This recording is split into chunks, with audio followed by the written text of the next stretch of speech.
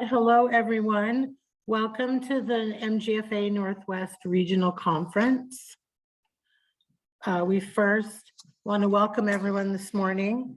We have a great program lined up for you today. Thank you all for joining.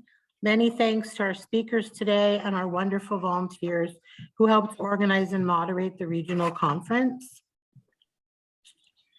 Our volunteers, Kathy Bebo, Sue Kenyon, and Kara Brown. All three of our volunteers, along with other leaders in the Pacific Northwest, play different roles in running and supporting the support groups. Thank you, ladies. Thank you to our national sponsors for their generous support. Alexion, Argenx, Janssen, UCB, Immunovant, Horizon, and Accredo. I am now going to turn this over to Sue. Okay, Dova.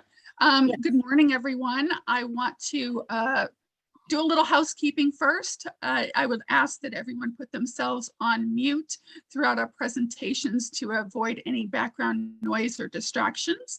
I also want to welcome everybody to this morning's conference and let you know that we have a great lineup of speakers coming up. Throughout this presentation, if you have any questions that you'd like to ask Dr. Edmondson, please put them in the Q&A box below. If you click on your screen at all, then the bottom or the top will show up and there'll be a Q&A section. So just write your questions in there and we will get to them at the end of the presentation. There is a chat box. You can chat with each other amongst that, but please put your questions in the Q&A section so we can find them. So I'd like to get the morning started by introducing Dr. Kristen Edmondson, who is new to the Seattle area and also new to the Swedish hospital. She is a board certified neurologist at Swedish, and she specializes in neuromuscular medicine with electrodiagnostics. Her clinical practice focuses on the diagnosis and treatment of disorders of the peripheral nervous system, with particular interest and expertise in both autoimmune and inherited neuromuscular disorders. Dr. Edmondson believes in partnering with her patients and the families to help them understand their symptoms and diseases, enabling informed and collaborative decision-making regarding their diagnostics, goals of care, and medical treatment. She has added experience with women diagnosed with MG and who are also pregnant. I'd like to welcome Dr. Edmondson and allow her to start her presentation.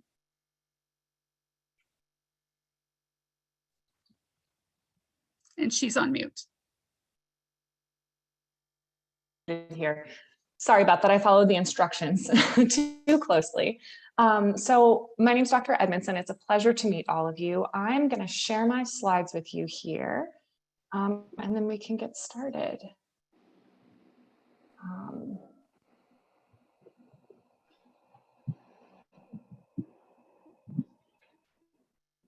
All right. Can folks see my presentation here? Yeah, yes. Thumbs up. Great. Yep.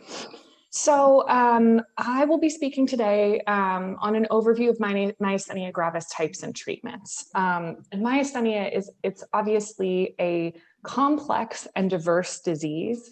So it would take way more than a half hour to discuss even the basics of myasthenia. My aim today is to kind of give you a sense of how physicians and medical professionals think about myasthenia and different subtypes, and then touch very briefly on sort of different categories of therapies that are available. And the aim of this is to kind of give you the tools to communicate more effectively with your physician or caregiver about your myasthenia gravis, about the type it is, about your symptoms, and about treatment options that you might consider in collaboration with your doctor.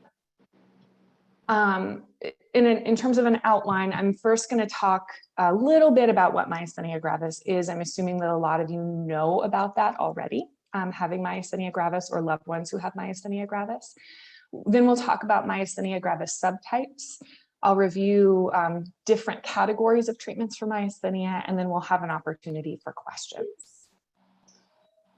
So what is myasthenia gravis? First, I'm going to give you a whole bunch of words, and then we'll talk in a little bit more detail about sort of how it happens and why it happens. So myasthenia gravis is an autoimmune disorder. So it's the immune system attacking the body, specifically attacking the neuromuscular junction, causing poor communication between the nerves and muscles, which leads to weakness, specifically fluctuating weakness. So as many of you probably experience, weakness that is worse sometimes than others, and oftentimes worse after using muscles in a repeated way. Myasthenia is diagnosed through clinical findings, so history, examination, additionally blood tests and electrodiagnostic studies like everybody's favorite EMG with RepStim or even single fiber EMG. I believe one of my colleagues is going to talk a little bit more about some of those test types a little bit later in the day.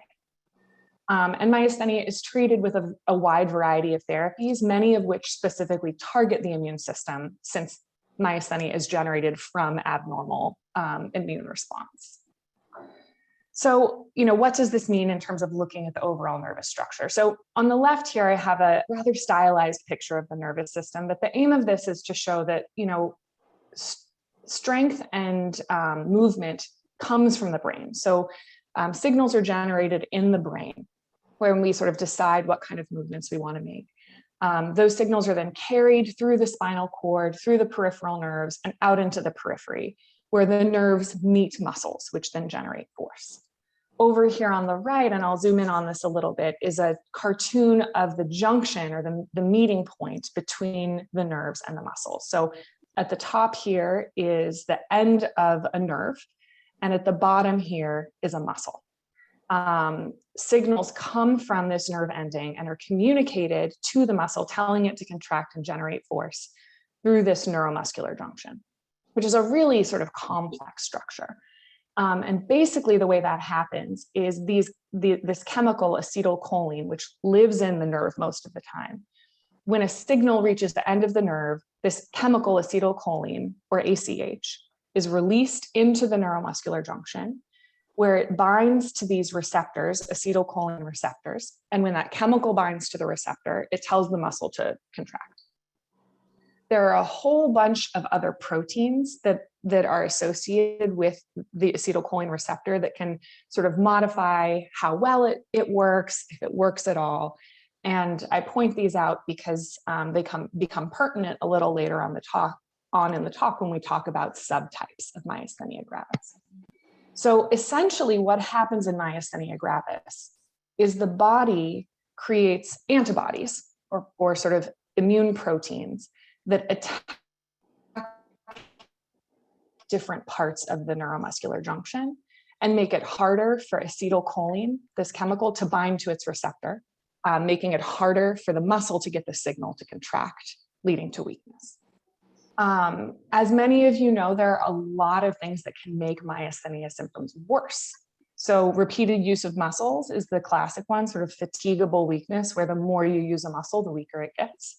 Heat. So a lot of people will describe that in the summertime or in a hot shower or exercise, not just repeated use of muscles, but actually generating that body heat can make myasthenia worse.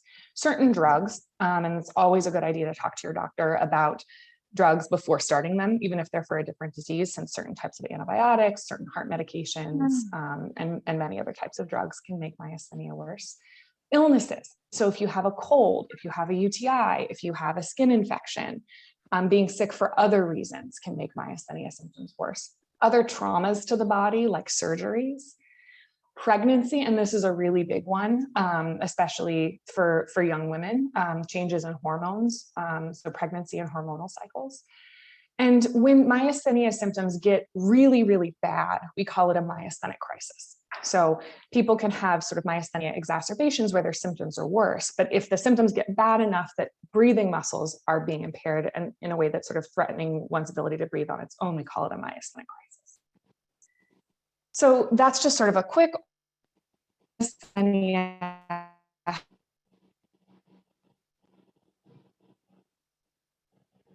of myasthenia gravis disease are. So we divide myasthenia in a bunch of different ways, and I'll talk about all of these in more detail. Sometimes we talk about myasthenia sort of divided by the body part that it affects, or the parts of the body it affects. We talk about ocular versus generalized disease. We also divide myasthenia by serostatus, what antibodies someone has, if they have any antibodies at all. And we also divide myasthenia by whether people have a thymoma, which is a tumor on the thymus gland, which we'll talk a little bit more about, or whether they don't have a thymoma. So first, talking about these different subtypes as they affect different parts of the body. So ocular myasthenia gravis, by definition, is myasthenia gravis that only affects eye muscles. And the classic features of ocular myasthenia are drooping eyelids, which the medical term for that is ptosis. You can see this picture here. The left eye is nice and wide open. The right eye, the upper lid is drooping down. Another feature of ocular myasthenia is double vision, and the medical term for that is diplopia. So in these pictures, they're a little harder to interpret. The center picture here, this person is looking straight ahead, and you can see their eyes are nice and lined up. On the picture on the left, they're looking over to their right, and both of their eyes are kind of turning the same direction. In the picture on the right here, the person is trying to look over to the left, and their left eye is turning to look left, but their right eye isn't moving. And what this would produce, like the person who's doing this would experience double vision. It would look to them like the world is sort of split into two.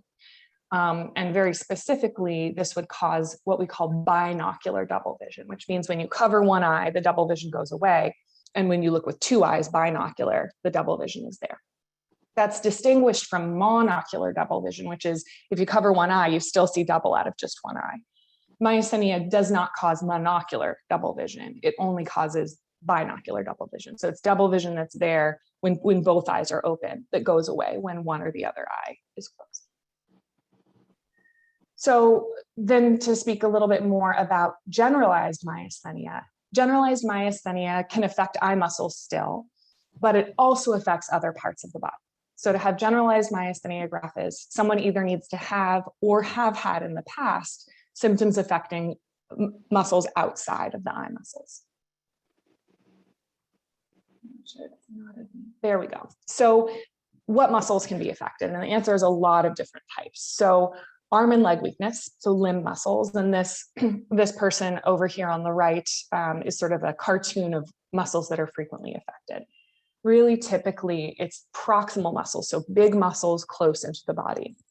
The neck, arm and leg muscles, sometimes core muscles. And what this looks like is sort of weakness when using those muscles. So really classic symptoms would be like, when someone is washing their hair, at first they can get their hands up, sort of scrub, but then as you wash and wash and wash, the arms get tired, and maybe even to the point where you can't continue to lift the arms up. Or in terms of leg strength, going upstairs, using those big proximal thigh muscles, initially being able to go upstairs, but then as you go up more and more stairs, the muscles get more and more tired. Generalized myasthenia can also affect jaw muscles, resulting in jaw fatigue or trouble chewing. People will often notice this when they're eating like tough or chewy food, so like red meat or like a chewy sandwich with hard bread, where you're really having to like chew, the jaw kind of tiring out over time. Myasthenia can also affect swallowing muscles, causing difficulty swallowing, or dysphagia is the medical term for that. So, maybe at the end of the meal, having trouble swallowing, or for some people, even at the beginning of the meal, having trouble swallowing. It can also affect the muscles that produce speech, so the tongue and the facial muscles, and that can cause, the medical term is dysarthria, but trouble speaking or slurred speech. And this is sometimes there at baseline, meaning, as soon as someone starts speaking, their speech is slurred. But for some people, it only comes out after they're, speaking for a while, giving a presentation like this, maybe at the end of a presentation or partway through, the muscles tiring out and causing slurred speech. And finally, generalized myasthenia can affect the breathing muscles, causing difficulty breathing or dyspnea. So the next way that we divide myasthenia, ocular versus generalized, the next way is by serostatus. So whether people have antibodies in their blood, and if they do, what type of antibodies they have.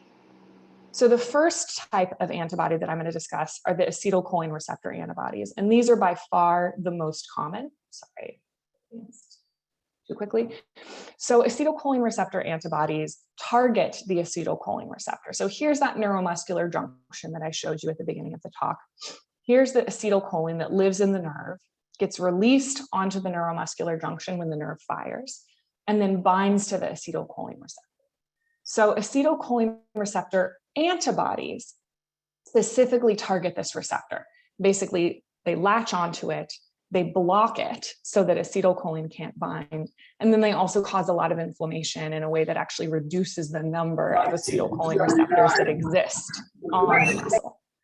As I said, this is the most common antibody in myasthenia gravis, and it's present in about 85% of people with generalized myasthenia. It's also present in about 40 to 55% of people with ocular myasthenia, but the percent, obviously that's a lower percent. So more patients with generalized myasthenia have antibodies than patients with pure ocular disease. The next antibody, and sort of the next one that was identified historically and also the next most common, is anti-Musk, anti-muscle specific kinase antibodies, or anti-Musk antibodies. Musk antibodies are present in about 10% of people with generalized myasthenia.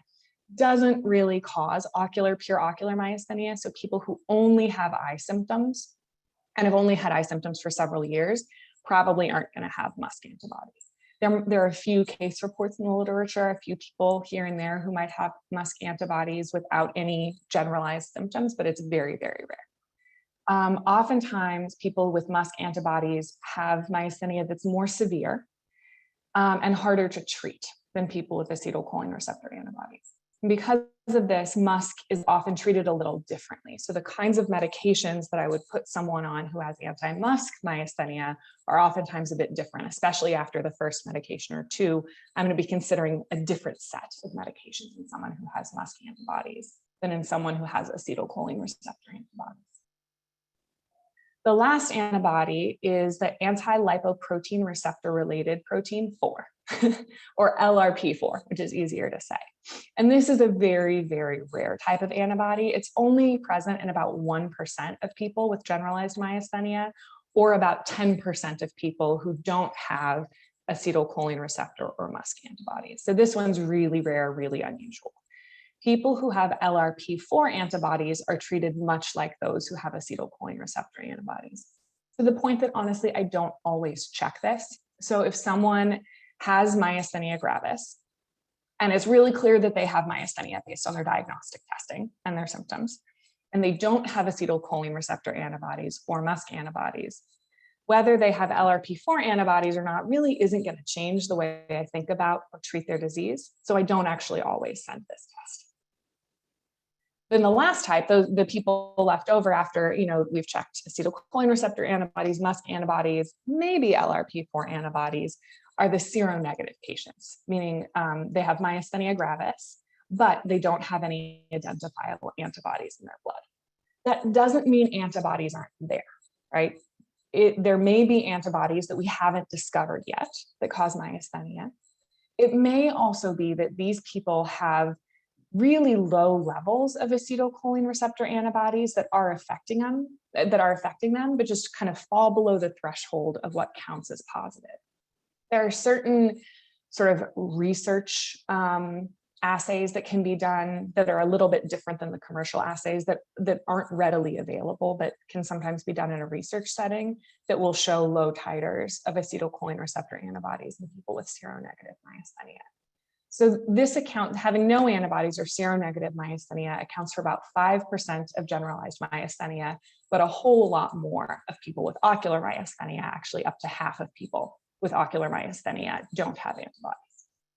And seronegative myasthenia is treated a lot like acetylcholine receptor myasthenia, with the exception that a lot of the new treatments, which we'll touch very briefly on at the end of this presentation, are only approved for acetylcholine receptor positive myasthenia gravis. So wouldn't necessarily be an option for people with seronegative myasthenia. So the last way that we sort of subdivide myasthenia is by patients who have a thymoma or patients who don't have a thymoma. So what is a thymoma? Thymoma is a growth or a tumor on the thymus gland. So the thymus gland up here, you can see sort of a cartoon of a human. The thymus lives right behind the sternum, so right behind the center of the chest where the ribs come together, in front of the heart, but behind the sort of the bony sternum. There's this little gland called the thymus. And it's usually much bigger in children and young people. It plays a role, and it sort of gets smaller in adult life. Like in most adults, it's just this kind of little like stringy, fatty structure. It plays a role in helping immune cells mature. So immune cells kind of are generated from the bone marrow and live in the bone marrow, but after they're created out.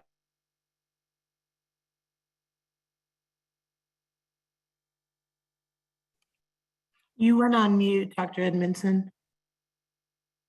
I'm so sorry about that. What was That's the okay. last thing you could hear me say? You were talking about the thymus. So basically the thymus is sort of like a boot camp for immune cells. And it's big and juicy in children and young adults, but then in adult life, it gets smaller, it atrophies, and it isn't quite as active. A thymoma is when a growth or tumor arises out of the thymus.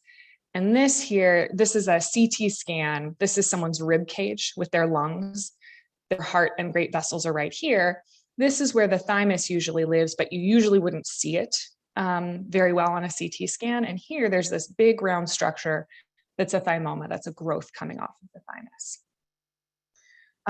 So thymoma is present in about 15% of people with acetylcholine receptor, Myasthenia gravis. Thymomas are not associated with Musk myasthenia or LRP4 myasthenia. Rarely they're present in seronegative myasthenia, but really thymomas go along with acetylcholine receptor myasthenia. While only about 15% of people with generalized myasthenia actually have thymomas or thymic tumors, abnormalities in the thymus are present in up to 75% of people with generalized myasthenia. This is based on studies of the thymus after it's been taken out. So, in up to 75% of people, they might have a thymus that looks totally normal on the CT scan. There's no tumor, there's no enlargement, there's no growth. But if the thymus were to be taken out and looked at under the microscope, there might be some abnormalities on the pathology there. So we think that probably in those cases, these abnormalities on the thymus are some of what may be driving myasthenia gravis in people with an acetylcholine receptor antibody myasthenia. Because of this, taking out the thymus is something that we often do in myasthenia. So certainly if there's a thymoma or tumor on the thymus, it should be taken out. But even in people who don't have a thymoma, taking the thymus out should be considered. And I should really specify that the best data for this, or really the only sort of gold standard data from a randomized trial, exists in patients who have generalized myasthenia, who have acetylcholine receptor antibodies. So a large study was done in kind of the 2010s that compared a group of people who had their thymus taken out to those who didn't. And it seemed like the ones who had their thymus taken out did better over time. They were on fewer steroids and their disease was better controlled. Very specifically in patients who have generalized myasthenia with acetylcholine receptors antibodies. Now, does that mean we should never take the thymus out in someone who has seronegative myasthenia or never take the thymus out in someone who has ocular myasthenia? No, there are times when that might be considered. But in people with generalized acetylcholine receptor disease, considering taking out the thymus is something we at least have a conversation about most of the time. Now, if someone is, over 50 to 60, or they've had myasthenia for a really long time, then it might be less beneficial to take out the thymus. So, these decisions are something that should always be made sort of in concert with your doctor, really considering your individual case. So having gone over different subtypes of myasthenia, I now want to give you sort of a high-level overview of some of the types of treatments and therapies that we use to treat myasthenia gravis. First, we'll talk about rescue therapies and what those are. Then we'll talk a little bit about Mestinon or pyridostigmine. We'll talk a little bit about corticosteroids or prednisone being the most common one. We'll talk about traditional immunosuppressants, and I'll talk a little bit more about what I mean by that. And then we'll also talk a little bit about targeted immunotherapies without going into like an incredible amount of, technical detail. And also, I should say here that this is a really high level overview, and any sort of any change in your medication, obviously you should talk about with your doctor before making.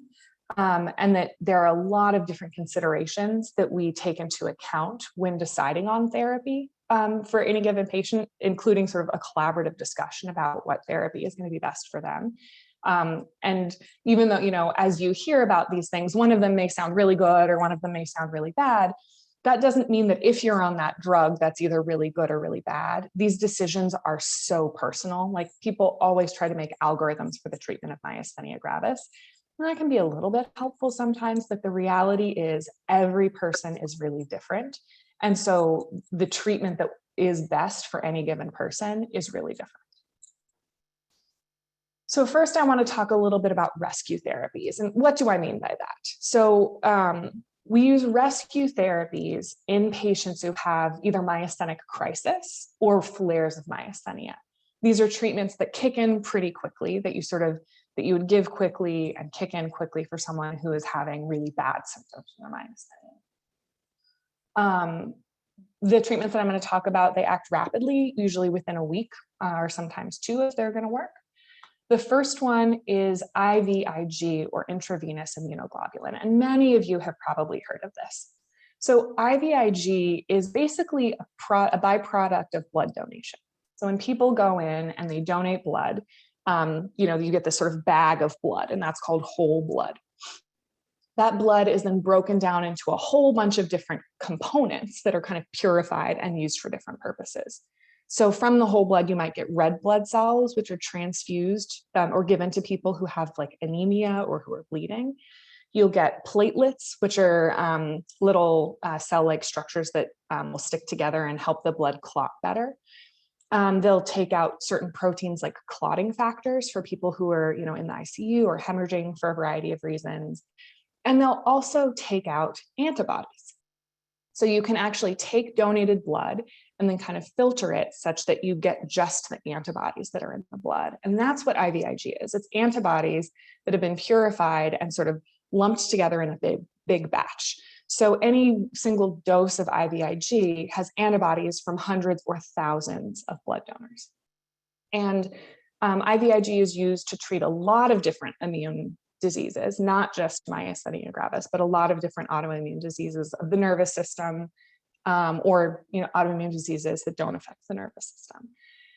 And it's a little, as we think about it, it's a little bit counterintuitive, right? Like an autoimmune disease is caused by the body making too many antibodies, in many cases, too many antibodies that go on to attack the body, or specific antibodies that attack a part of the body itself. So why would giving antibodies help? We think it's probably because when the body gets a big load of antibodies from outside it, it actually triggers it to kind of break down more of its own antibodies, so that the autoantibodies that are getting generated by someone's own body and attacking a certain part of their body, in the case of myasthenia, the neuromuscular junction, when they get that big outside load of antibodies, it helps reduce that sort of inflammatory autoimmune attack. The next type of rescue therapy is plasmapheresis, or Plex. And this is basically it's not dialysis, but it's almost like a type of dialysis. Someone gets sort of large IVs put in, or plasmapheresis can actually be done through a port that's sort of like a permanent structure that's put in or semi-permanent structure that's put in a large blood vessel. So the blood is actually sort of taken out of the circulation, run through a system that kind of cleans the antibodies out of it. So the antibodies are kind of dialyzed or pheresed off, and then the blood is given back, immediately sort of put back into circulation. And what this does is it sort of, it very directly removes antibodies. So including those acetylcholine receptor or MuSK or LRP antibodies get sort of pheresed or cleaned out of the blood. So they're not hanging around anymore, and they can't be attacking the neuromuscular junction anymore.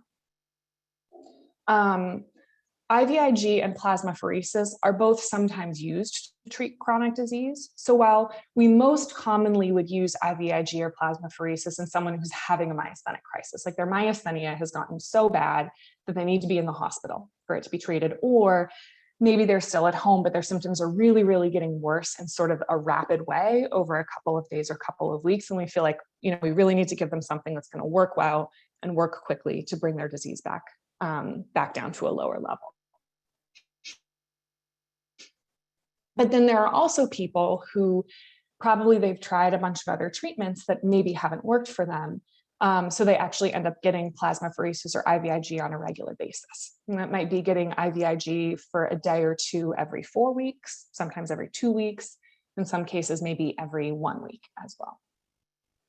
The next treatment that I'm going to talk about is Mestinon, and this, or pyridostigmine.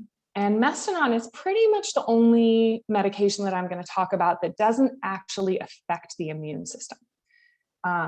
The way Mestinon works is by affecting how well the nerve and the muscle communicate. So Mestinon is a pill, and it's a pill that you take about every 4 hours while awake. And the nice thing about Mestinon is it kicks in really quickly. Like it kicks in within 15 to 20 minutes, but it doesn't last. So it works when you take it, but it wears off after about 4 hours. And basically what it does is help improve the communication between the nerve and muscle. So I'm going to get a little bit technical here. Feel free to have your eyes glaze over if this level of medical explanation is too much. But for those of you who are interested, the way Mestinon works is when the acetylcholine is released into the neuromuscular junction, sort of released from the nerve, with the aim of it going on to bind to the acetylcholine receptor.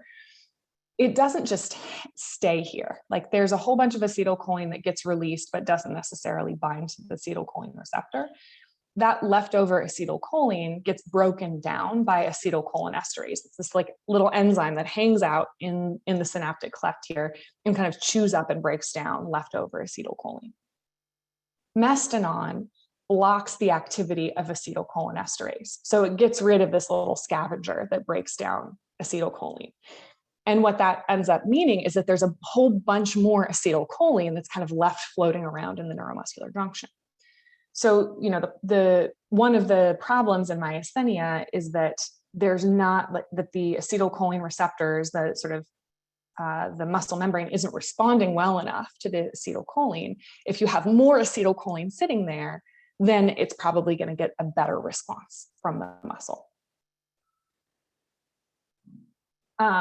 As I mentioned before, Mestinon is a purely symptomatic treatment. So it can help treat the symptoms of myasthenia, but it doesn't treat the underlying autoimmune attack. So, Mestinon is part of a treatment regimen in, I would say, the vast majority of the cases that I see. The vast majority of people who I treat who have myasthenia gravis are on Mestinon because it can really help with symptoms. But I would also say that most people who I treat, especially people with generalized myasthenia gravis, are going to need more than just Mestinon to treat them. There are some people with ocular myasthenia who Mestinon works great for, and they don't need any other treatment. But for most people, especially people with myasthenia, they're going to need Mestinon and probably something else to treat their disease.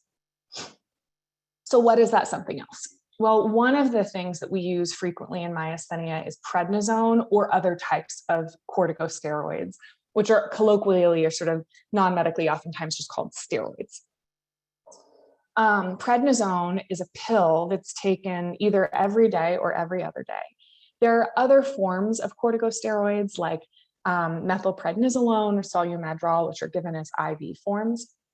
We don't tend to use those as much in myasthenia, except for in a few very specialized circumstances that I won't take the time to get into right now. Prednisone works by suppressing the immune system at a pretty high level. So it just kind of overall tamps down inflammation, overall tamps down the immune response. For myasthenia, this means that it kind of tamps down inflammation and reduces the amount of acetylcholine receptor or other antibodies that the body is creating that go on to attack the neuromuscular junction. And it kicks in usually within a few weeks. So sometimes people notice improvement in symptoms within a few days, but more typically it's going to act over a couple of weeks. And it works really well. Most people with myasthenia, if you give them prednisone, especially in high doses, will have a really significant improvement or total resolution of their symptoms. The downside of prednisone, as many of you probably know, is the side effects. It has a lot of side effects, especially if it's used in high doses for long periods of time. And I won't go through an exhaustive list of every single side effect that prednisone causes, but over here on the right is a little representation of kind of all the different body systems that prednisone could affect. So it can cause changes in mood and sleep. It can cause sort of changes in the distribution of weight and fat throughout the body. It can cause weight gain and changes in appetite, thinning of the skin. In the long term, it can cause an increased risk of diabetes, weakening of the bones, and an increased risk of infection, among other things. And I give this list not to scare anyone who's taking prednisone. Prednisone is a fantastic drug, and I have a lot of people who are on prednisone, but especially really high dose prednisone for a long period of time can cause a lot of problems. So kind of like Mestinon, you know, a lot of people who have myasthenia have prednisone as part of their treatment regimen, and that's great. And for a lot of people, they might want to either prednisone alone isn't the right choice because maybe they're needing really high doses to kind of keep their disease under control, or maybe individual people have different levels of side effects. Some people take prednisone for years and never develop problems with their blood sugar or bones. Some people take it for a shorter period of time and develop problems. So again, it's what drug is the right one for any individual person is incredibly personal and individualized. That leads me to the traditional immunosuppressants, which are another category of drugs that we consider in myasthenia. So traditional immunosuppressants are mostly pills, and they're usually taken once or twice a day, depending on the medication. They also work by suppressing the immune system, but usually in a slightly more targeted way than prednisone or steroids would.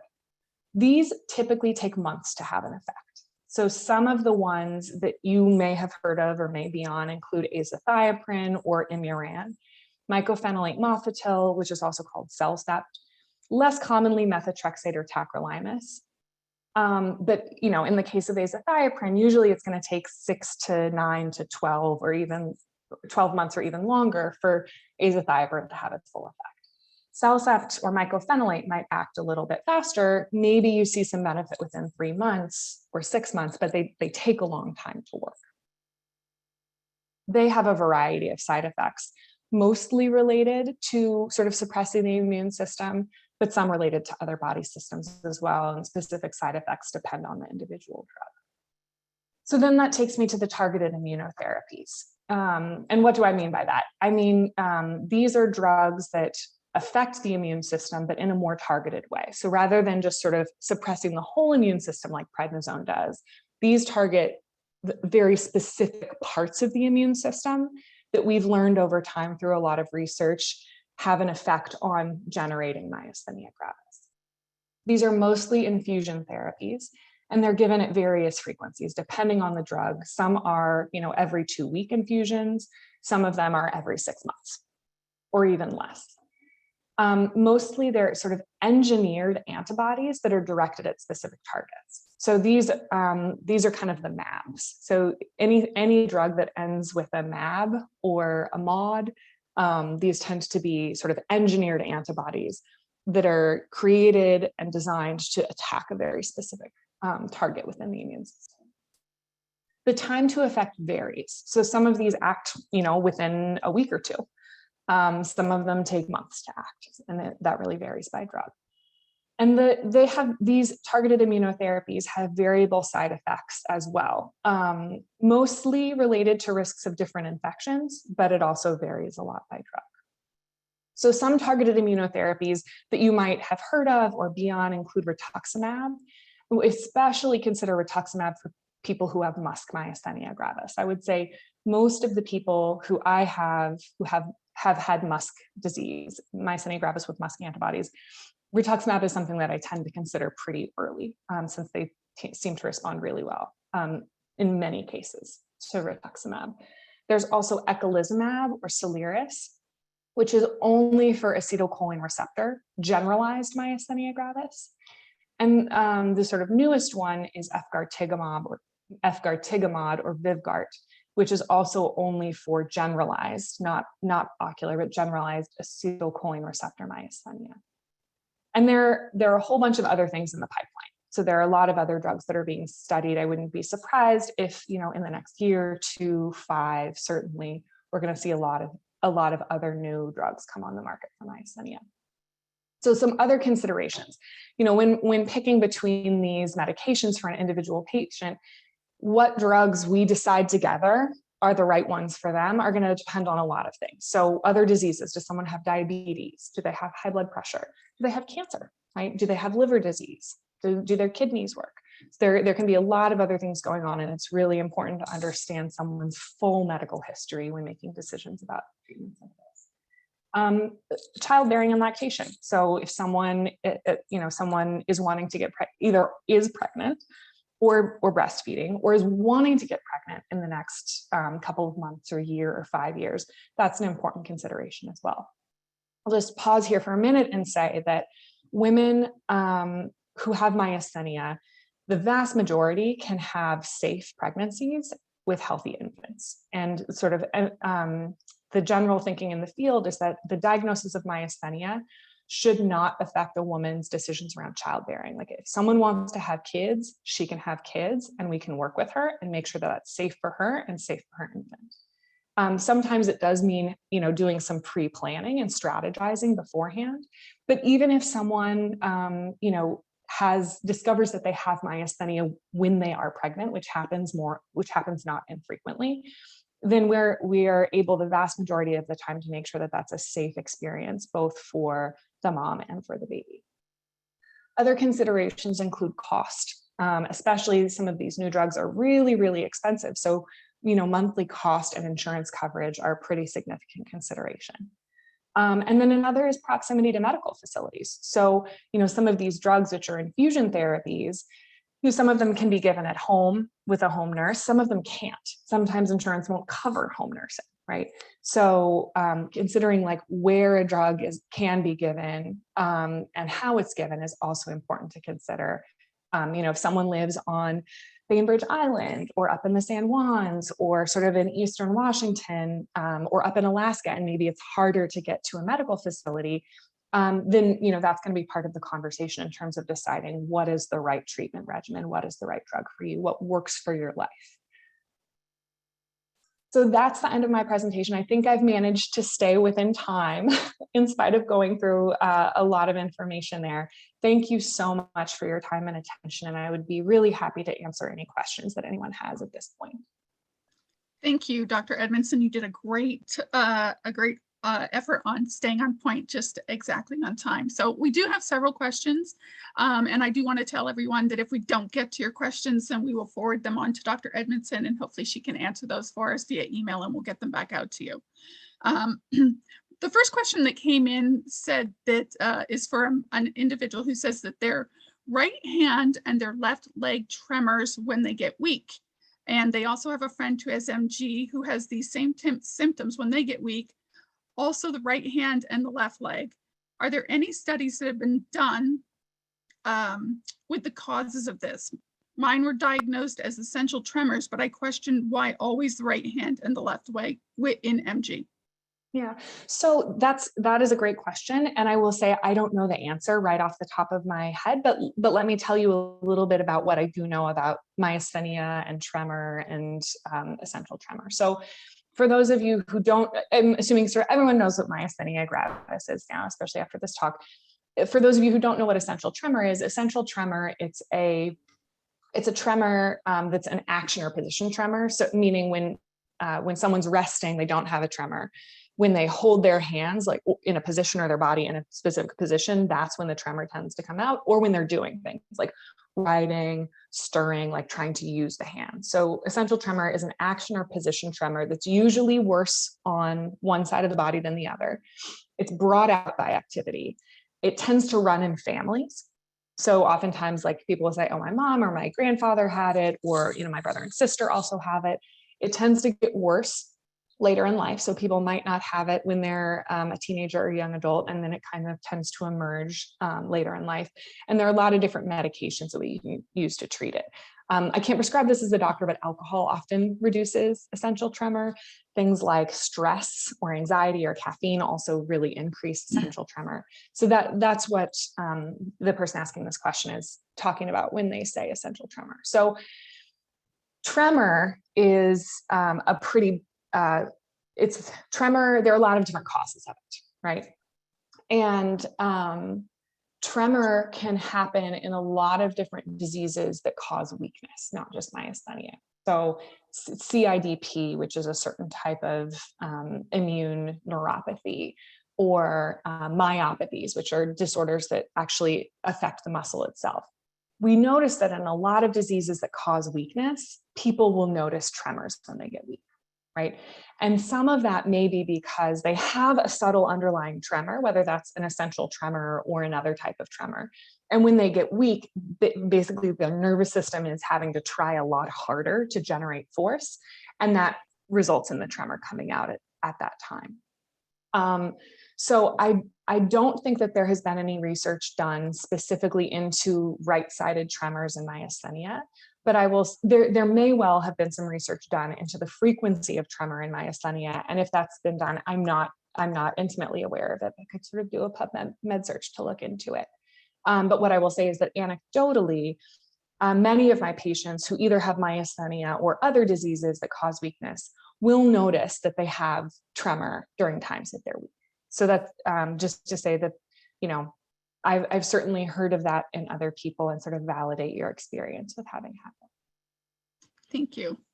How common is it that younger patients who began with ocular MG become generalized? In your experience, in your experience, to have this gradual progression to become generalized, how difficult is it to have it recognized by professionals? So that's a great question. What I will say is, as a general rule of thumb, the longer someone has just ocular disease, the more likely it is that it's just going to say ocular. So the three-year cutoff is the point that most physicians say it's probably, like, if you haven't had generalized symptoms by 3 years after onset, it's probably not going to generalize, right? So if someone has like ptosis, diplopia, and that's been going on for 3 years, most of the time, they're not going to go on to develop other symptoms. That doesn't mean they never do. I will also say that in myasthenia, it can be really tricky because sometimes there are symptoms other than pure weakness that can be present that can really affect quality of life. And a big one of those is fatigue.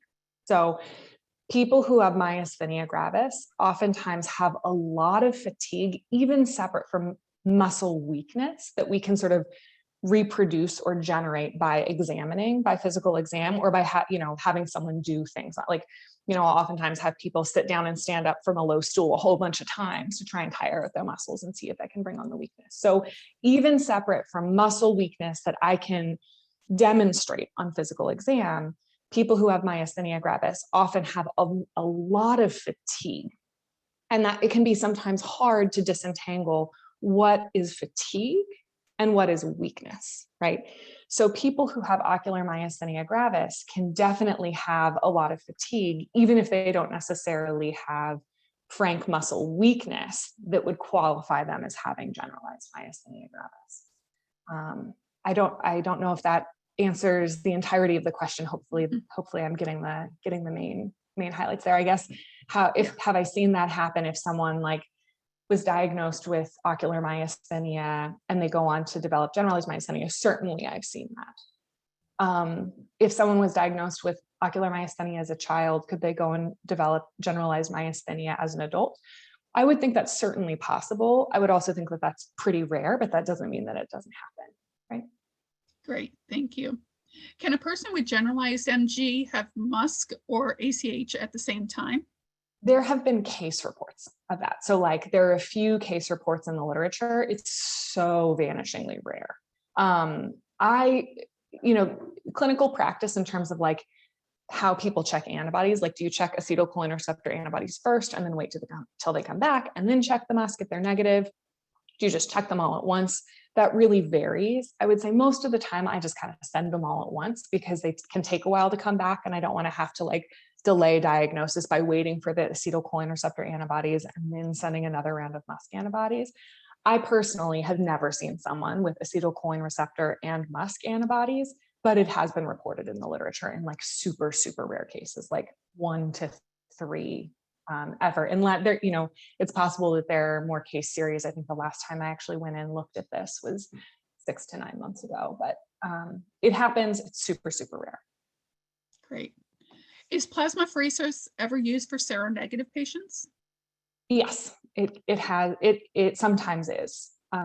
Yeah, I would say with the exceptions of the treatments that I noted that are only used for patients with acetylcholine receptor antibody disease, pretty much everything that I listed could be used in someone who is seronegative. Whether it's appropriate, right, whether it's the right treatment is another question, but theoretically, Plex could be used in someone with seronegative disease. Next question says, MG patients, regardless of their medications, experience fatigue. Can MG-related fatigue be effectively addressed, including for patients with cardiac problems? So that's a great question. And it depends on what you mean by effectively addressed. So I will say that these immune modifying drugs that we use don't always treat fatigue. And it's one of the things that can be so frustrating for the patients that I work with is that, like, you know, we get the disease under better control and they're having a lot fewer symptoms, but kind of no matter what we start, the fatigue doesn't entirely go away. So I will say that these medications that I've gone through can't always make the fatigue go away. And I tend not to change or escalate immune suppressant medications only for fatigue, right? If someone is having sort of other symptoms or other weakness that I can pick up on exam, that might lead me to kind of change their therapy, add a drug, increase a dose. But if it's just fatigue, and I don't say just fatigue to minimize it, I understand how much fatigue can affect someone's quality of life. But if it's only fatigue that they're experiencing, then adding or increasing medications that can have a variety of side effects and don't usually address the fatigue is not usually productive. So, you know, there are a variety of other things that can sometimes help, you know, looking at things like sleep and sleep hygiene, right? Diagnosing untreated sleep apnea, gentle exercise. So, you know, I'm not talking CrossFit, but maybe like, you know, Tai Chi, yoga, gentle stretching, like a variety of different things that probably aren't going to cure the sensation of fatigue, but things that we can sort of brainstorm and work on together to help someone manage some of the fatigue that they're experiencing. Great, thank you. How do we know which type of antibodies we have, and is this worth finding out? So it's definitely worth finding out. So if you have a diagnosis of myasthenia, then the doctor who made that diagnosis and is treating you should be able to tell you what type you have. So whether you have acetylcholine receptor, MuSK antibodies, LRP antibodies, or seronegative, meaning no antibodies. And it's worth finding out because different treatments are available based on different antibody status. And sometimes, you know, yeah, so sometimes we treat people with different types of antibodies differently. So it's definitely worth knowing. Great, thank you. This one talks about remission. We've heard of people Great. going into remission. Love remission, yeah. Exactly. Yeah. When you see people go into remission, could you name any commonalities that you saw in these individuals other than using the medication? That's really hard. So I don't think that there's necessarily one thing like age or gender or the medication that was tried. And to talk a little bit about what we mean when we talk about remission. So the sort of the Mgfa definition of remission is someone who has no symptoms or physical exam findings for myasthenia. And there are kind of different categories of remission. There's like complete stable remission, which means they have no symptoms, no physical exam findings, and they're not on any medications at all. Like the myasthenia is gone, you're not on meds for it, and it's like it was never there. Like a doctor could examine you and have no idea you had myasthenia. Then there are other types of remission. There's like pharmacologic remission, meaning someone has no symptoms and no physical exam findings of myasthenia, but they're on medication for it. So that might be someone who's on, Cellceptor azathioprine and has been for many years, and it's worked really well, and they just don't have any symptoms. They don't have any exam findings. Then there's another category of sort of doing really well with myasthenia that's called minimal manifestation status, or MMS. And what that is someone who has no symptoms from myasthenia, but if a doctor examines them, then maybe they would be able to find some subtle signs of myasthenia. And there are a whole bunch of different sort of subtypes of minimal manifestation status, depending on what kind of treatment someone is on that allows them to reach minimal manifestation status. So I think that doesn't directly answer your question. There certainly are people who go into remission or achieve minimal manifestation status. And in terms of who that is, it's so individualized. And, sometimes we'll do sort of big studies where we say, okay, here's a population of 2,000 patients with myasthenia. Here are the people who are in remission. Let's see what some characteristics that they might share are. Like maybe they're younger or older, or maybe they're more men or more women, or maybe they had thymomas and the thymomas were taken out. But even when we understand those groups, that still doesn't tell us about the patient sitting in front of us necessarily, right? So someone could have all of the things that might predispose them to be able to go into remission based on gender, based on age, based on how long it took them to be diagnosed, based on what medication they're on, and they might still not be in remission, or they might have none of the factors going for them and be able to get in remission. So, understanding the sort of broad picture and the overall sort of subtypes of the disease is really important. But I think what's most important is you as an individual human, what your symptoms are, what your disease is, and sort of treating that on a really individualized basis. I want to thank you for an awesome presentation. There are lots of thank yous in the chat as well. This was great, very informative. We still have lots of questions coming in, and so we will forward those on, and hopefully you'll have an opportunity to answer those for us. But I will turn the presentation over to Kathy, and Kathy will introduce the next presenter. So again, Dr. Edmondson, thank you for your time and welcome to Seattle. We're so happy to have you here. Yes, thank you. It was a pleasure. Yeah. So Kathy, you're up.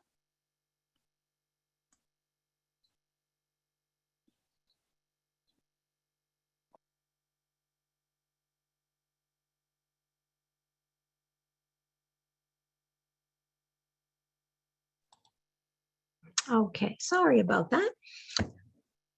It is my pleasure to welcome Tony Gittles to our meeting today. Tony has a unique job, or I don't even know if you'd call it a job. It seems like it's such a wonderful project that she has for being a caregiver and running the first national Mgfa caregiver support. Tony is currently the co-leader of the National Support Group. She is also the most recent winner of the Mgfa Emerging Leader Award from the National Conference. As a loving caregiver to her mother for 14 years, she understands the physical, emotional, and spiritual challenges of the caregiver's journey. And while she has no regrets on how she cared for her mother, she has some insights that will make the caregiving journey more rewarding and supportive. Tony helps caregivers more effectively manage their responsibilities through education, planning, and organization, and becoming more confident in decision-making, communication techniques, and successful strategies to lessen the stress of daily life. It's my honor to introduce her, and Tony, you can start your slideshow. Thank you. Before I start my slideshow, I would love to ask the audience if you could be on video. If you could turn your video on for just a few minutes while I find out who is in the audience. That will help me address perhaps some of your questions or redirect some of the remarks that I've planned on. Thank you. You're all doing great. So my first question is, who is an individual that has been diagnosed with myasthenia gravis? If you could raise your hand, keep them up because I have to go to 2 screens because there's so many people on here now, about 72 my Zoom says. Okay, so we have people diagnosed, and that's myself as well. And how many, you may put your hands down, thank you very much. How many of you are caring for a loved one or a family member with myasthenia gravis? So I don't see a lot on my first screen. Okay, so we do have some caregivers here. Thank you very much for that. And how many of you are neither of those two? You might be a professional, you might be on staff with Mgfa. How many of you are on board here? Okay, thank you very much. You may put your hands down, and I am going to share my screen.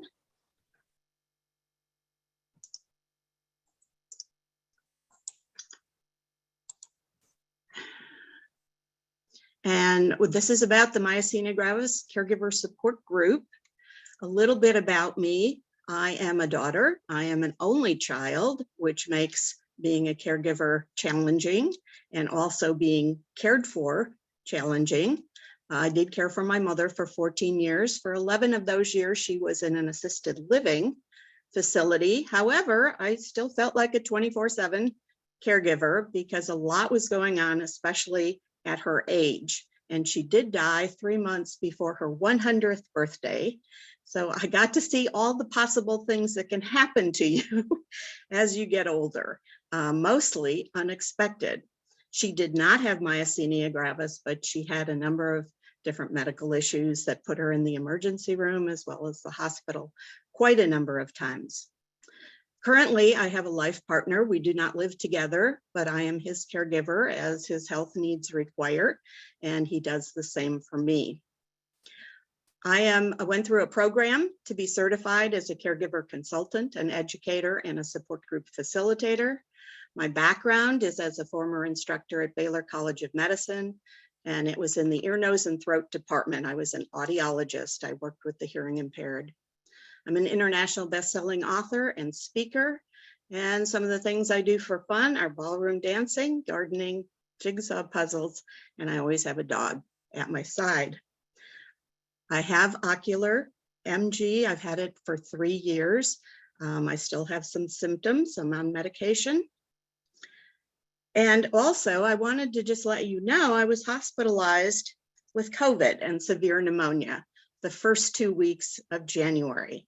So as an individual with MG, I got to see what happens in the hospital, learned a lot about advocacy, and I learned that a lot of what I'm telling caregivers and people who have illnesses really works when you're in the hospital setting. So if you have any questions about that, we can talk about that later.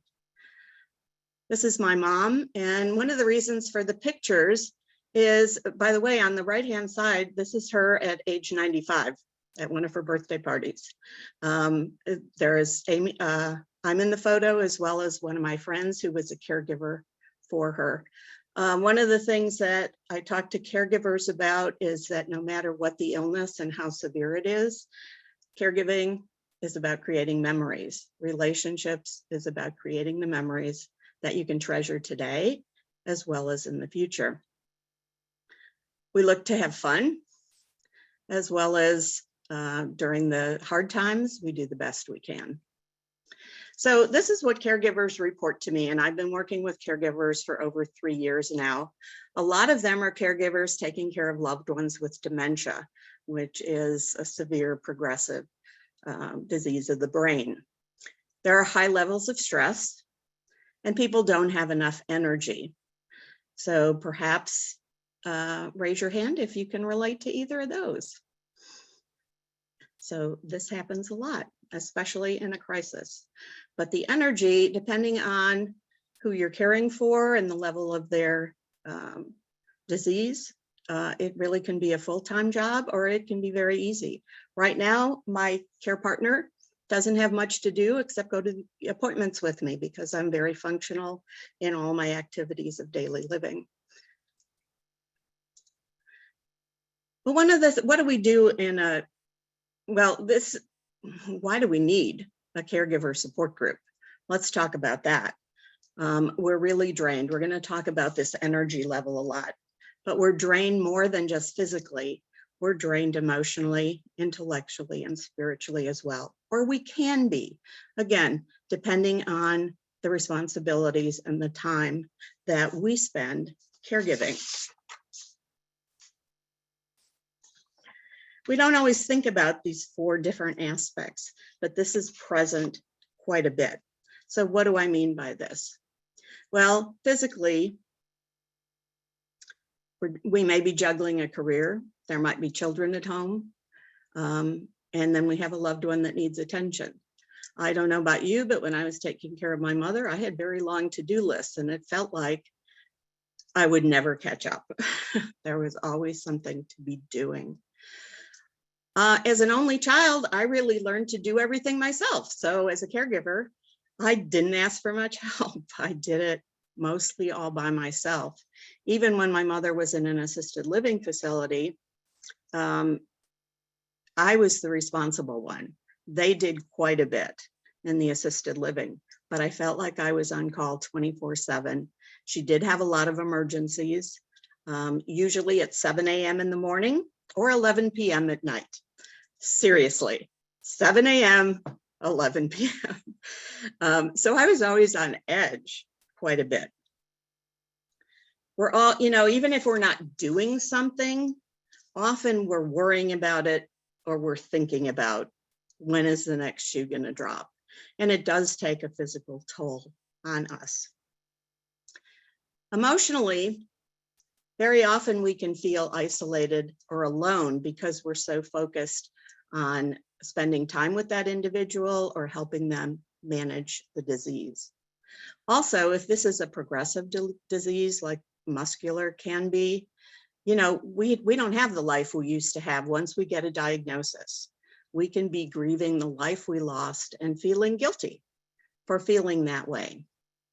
Also, family and friends don't really understand what we are going through, what we are experiencing. If they haven't been a caregiver, this comes up so often in the support groups and in just talking to people that are taking care of a loved one. Why is it family and friends just don't understand? They really don't if they haven't been a caregiver. Also, we're not, as humans, what I've noticed, we're not very good at dealing with our emotions. We tend to stuff it down. We don't express them.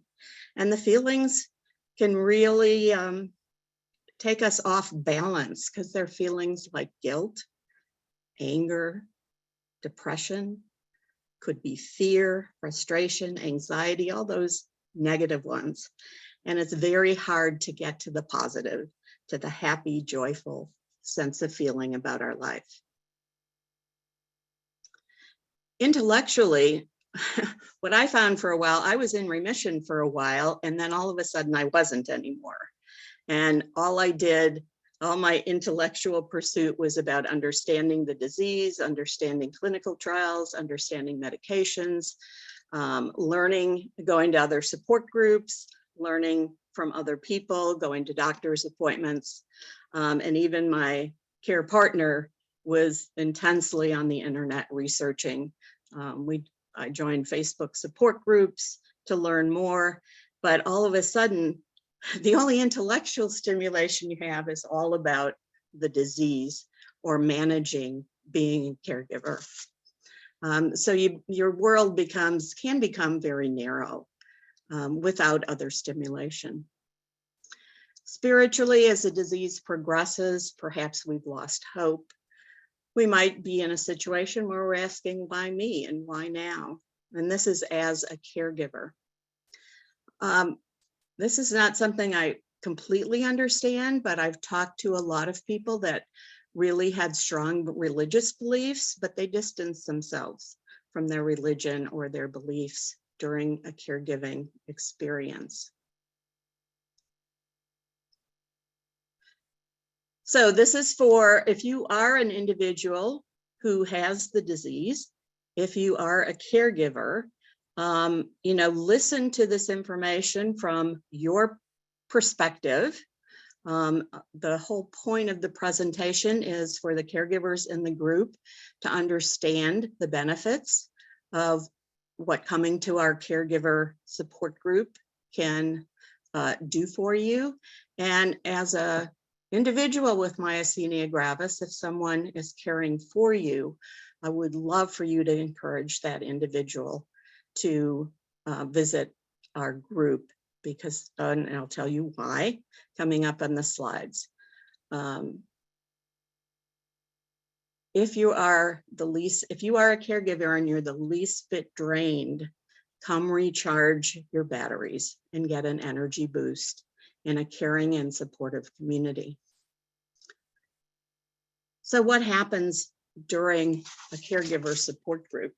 These are things that people have expressed to me, which is why they're appearing on the slide. You know, people really do come depleted often to the support groups. So we want to recharge your battery, because when your battery is low, your mood isn't good. Everything that you do during the day is much more difficult. And you know, I'd love to ask you, and maybe we can talk about this in the question and answer periods, but how do you recharge your batteries? And because the support group doesn't happen that often, and it is a great place to come, you know, what do you do during the rest of the month to recharge your batteries? And actually, that's a conversation we've had in a support group. But we do borrow energy from each other. And how does that happen? It happens because we all understand what each other is going through. So remember, I said sometimes family and friends distance themselves from you. They're not helpful, and they don't understand what you're going through as a caregiver. Well, everybody in this group understands what you're going through, because they are going through it or have gone through it. And again, the amount of care that you're providing could be a little different depending on the disease, but we get pretty energized in our group. The other thing is there's a lot of knowledge. When you bring a group of people together, just like we have today at this conference, there's a lot of knowledge in the audience, not just from the presenters, but to tap into that knowledge. What have you learned as a caregiver? What works for you? You know, people are asking questions here because they want tips, techniques, and tricks to go back and talk to their doctor about or to utilize. So learning is very important. But also, one of the things we do is we celebrate our caregiving wins. And what do I mean about that? Well, a lot of times we are very focused on what doesn't work well in our day. We have a plan for the day, and then something goes wrong, and then something else goes wrong. And by the end of the day, we feel pretty down because the day did not work out. Well, I guarantee you that you have had some wins that day. You're just not focused on what they are. When you focus on your successes or your wins, then all of a sudden you realize, oh, I am making progress. I am doing a good job. Things aren't as bad as I thought they were. We also share our story. We do know where people live. We ask where you're located. We ask who you're caring for, how long. And mostly, though, we want to know challenges that you're going through so that we can supply or direct you toward resources or solutions that have worked for the group. So what are some of the things we talk about? This could be like 5 slides, but I would want to give you an overview, because I think knowing some of this will help you understand a lot goes on in a caregiver support group. So I often give a presentation based on my experience as a caregiver, or now my experience of being in the hospital. We're going to talk about that. We have talked in the past about how do you prepare for an emergency room visit. My co-leader was talking about how do you prepare for a crisis, because he has been through that experience caring for his wife and had a great deal of detail to offer.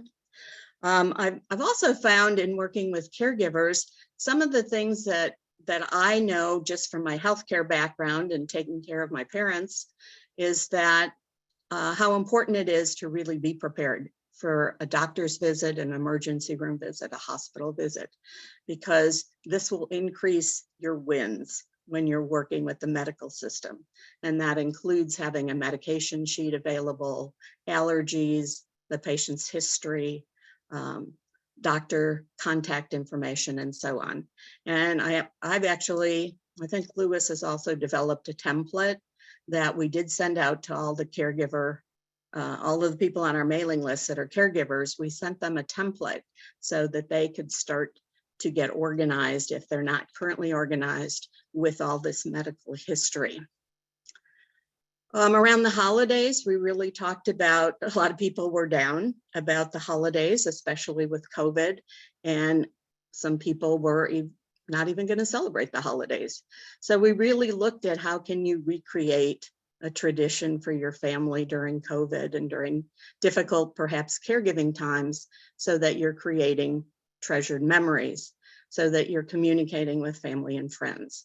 And, you know, a lot of this usually will change because of, you know, a health issue. There's always tips on your own self-care and health issues, caregiving tips, techniques, resources, information. I have written extensively about caregiving and read other people's work on caregiving. I'm connected with the Certified Caregiving Consultants Group, and we share information all of the time. So there's a lot of information. I know when I was a caregiver, I had no idea what I was getting into, and I had no idea about an uncertain future. And even though the future is uncertain, there are things that you can prepare for so that when the next shoe drops, you're actually less stressed and feel prepared to handle the situation and make good decisions, confident decisions. So we do share our caregiving journey. A lot of people, most people don't want to hear about your story. They don't have time to listen, and they don't give you the opportunity to really express what you're going through. Well, this is one thing we can do in a support group.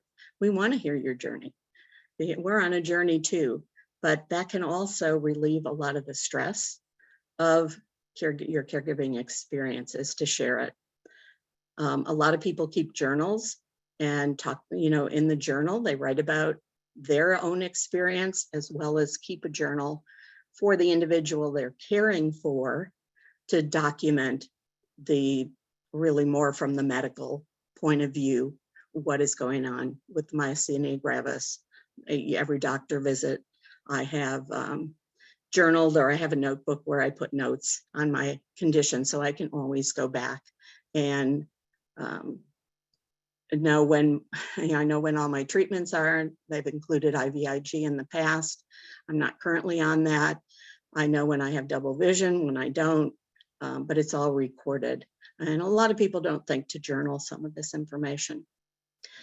We do ask, we go around and introduce ourselves at the beginning of a group and ask, what's your current challenge?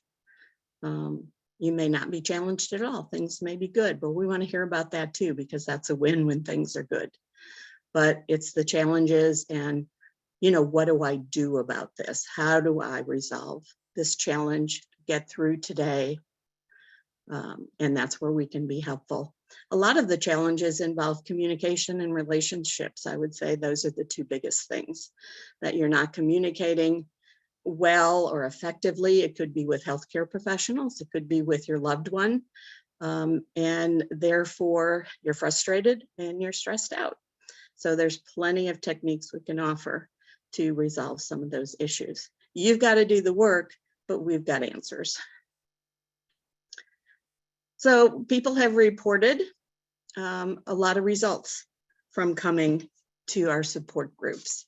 First of all, they feel more confident in what they're doing. As a caregiver, they feel supported definitely in the support group, hence the name support group. But you know, this goes back to the idea that a lot of us feel alone and isolated because we don't have people that understand what we're going through. So the support really is critical and it's important. Some people really view coming to the support group as a time for self-care, that they are taking care of themselves. And we found that self-care is one of those things that get neglected by caregivers because all of their energy is directed toward the individual with myasthenia gravis. A lot of people really do doubt their ability to take care of an individual and to do it properly or effectively. What goes through our mind is doubt. I should be doing more. Did I do enough? What else can I do? Those are worries that we carry around with us as caregivers. We don't talk about it to anyone in the family, but this is a way to release that doubt. Again, to get information, new tips, techniques, resources, and information. We actually spend time each meeting going through the Myasthenia Gravis Foundation of America website. There is tremendous information on there. We can't even cover it in one support group meeting. There's so much content on there. I actually, when I was diagnosed, I didn't spend a lot of time on the website. I didn't have a need for it at the time. And then as my situation became more serious, I was looking for all the information I could find. So a lot of people don't know that there are cautionary medication list, and that, to me, that's one of the most important things. When I was in the hospital, I made sure everybody knew that walked into my room that I had myasthenia gravis. When I got home and when I recovered and went to the portal for the hospital, I started reading the doctor's notes, and there was a note that I had multiple sclerosis, not myasthenia gravis. And I was shocked. Of course, I didn't know when I was in the hospital, but a correction was made the following day by another doctor and said, she does not have MS, she has MG. Also, there was reference to medications, a discussion of the kind of medication that would help me, and they were aware of the cautionary drug list and, made a note that certain medications were not to be given to me. So that was a real positive outcome of my advocacy, my supplying them. I actually supplied them a list of the cautionary drugs and the drugs that I were on. So this is a quote that I like, especially as a caregiver. Our focus in life, our focus seems to be on a destination, not on the journey. And this is a quote about the journey and finding joy in whatever circumstances you find yourself in. The joy is not in the destination. The joy is in the journey. If you cannot find peace in the journey, you will not find peace in the destination. Our passion, enthusiasm, and excitement should be for the journey. Well, we are all on an exciting journey. Any healthcare issue provides that excitement. But the idea is to look at belief systems, your perspective on being a caregiver, being an individual that has a health issue, how it impacts your life. And as I mentioned, one of the most important things we do is focus on the wins every day. How are you winning? How is life working for you? And let's talk about it. And let's talk about how other areas of your life can work. That's mostly what I'd like to share with you today. There's so much that we could talk about.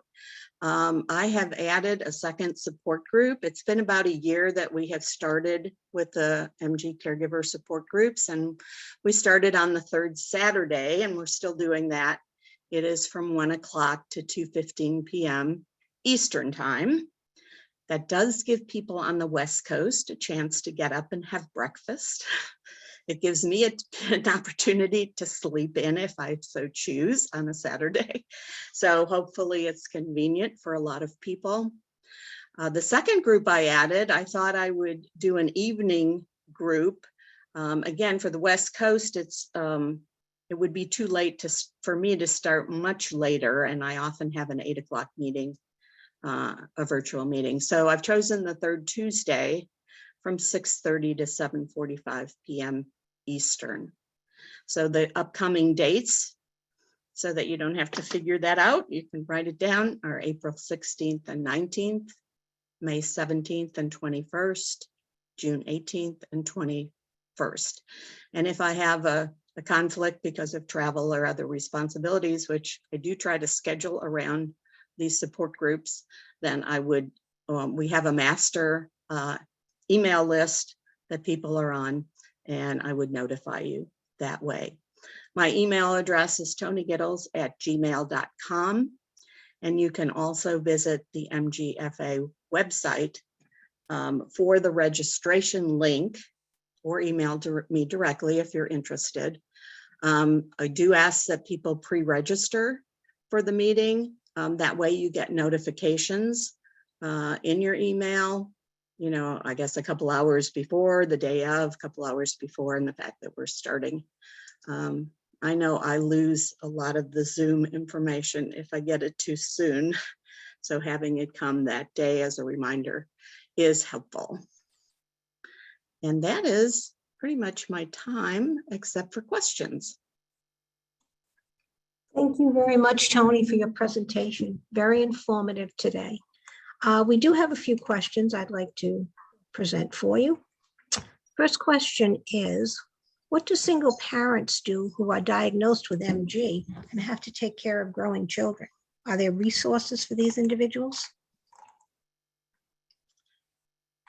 I would think that it depends on the community. You know, I think that, well, the doctor that presented first talked about financial considerations when ordering, recommending medications. Of course, there's financial situations in hiring caregivers. One of the things that we talk about and that is so important in caregiving is to have a support group, a team of people that you can call on for assistance. And a lot of people, including myself, originally thought, gee, there's nobody out there that would help me if I needed help. Well, it depends on the help you need. And I would suggest that a lot of you have friends, maybe neighbors, that unknowingly, if you would ask them for help, they would provide it. Now, it takes some courage to ask for help. We also don't like to hear people say, I can't help you. I would check. I haven't found that the physicians have been helpful in resources in the community. So a lot of it is left up to us. I think the biggest support that you can find is with the support groups by MGFA, the support groups for those of us with MG.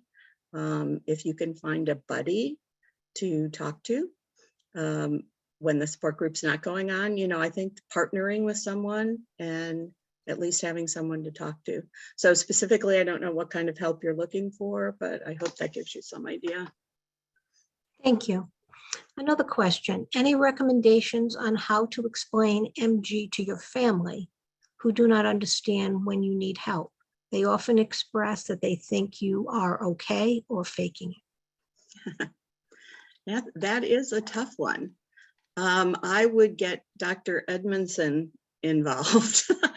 I loved her presentation, and I thought it was simple enough for me to understand, yet extensive enough to go through some of the areas. We really have to be our own advocate. We have to get that information together. I would write it all up on a sheet of paper or 2 sheets of paper, all the information that applied to myself.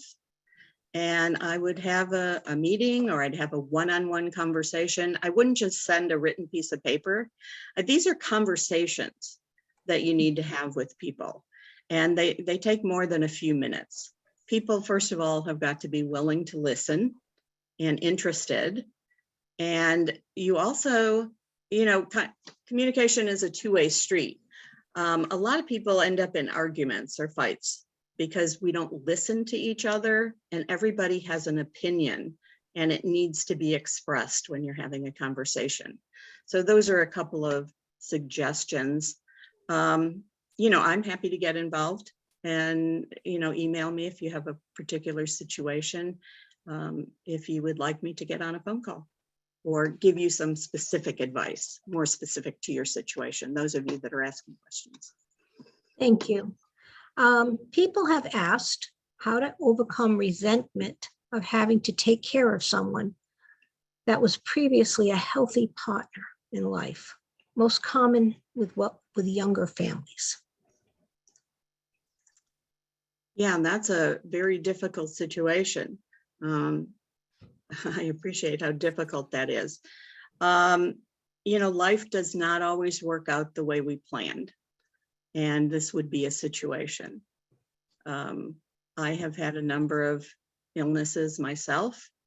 My mother, I never imagined I would take care of my mother for 14 years. And speaking with caregivers, especially with dementia, this situation goes on for 7 to 10 years, and it's very devastating.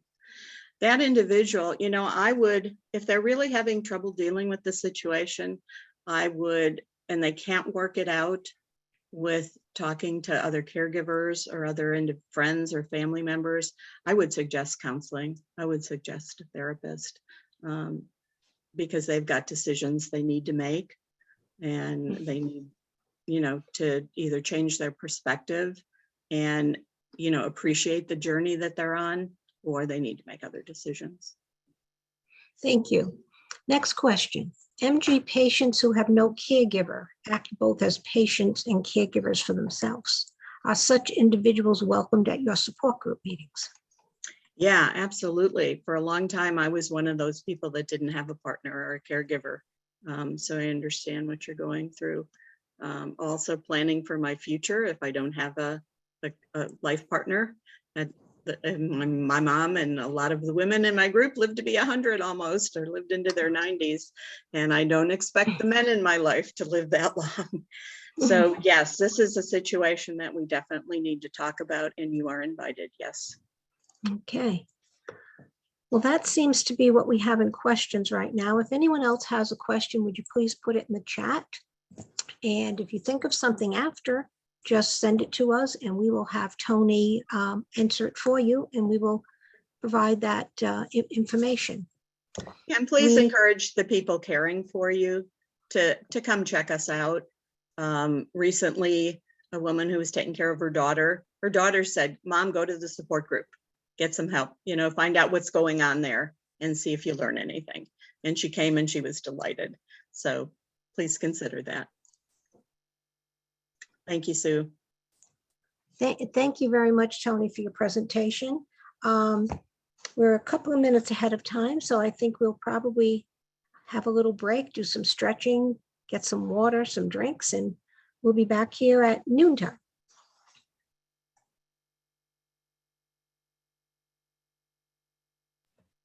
Kathy, I'd like to encourage everybody, if they stay online, that they can continue to ask questions and we can try and answer them as best as we can, or forward them on to the experts as well. But definitely get up and stretch your legs. Thank you, Sue.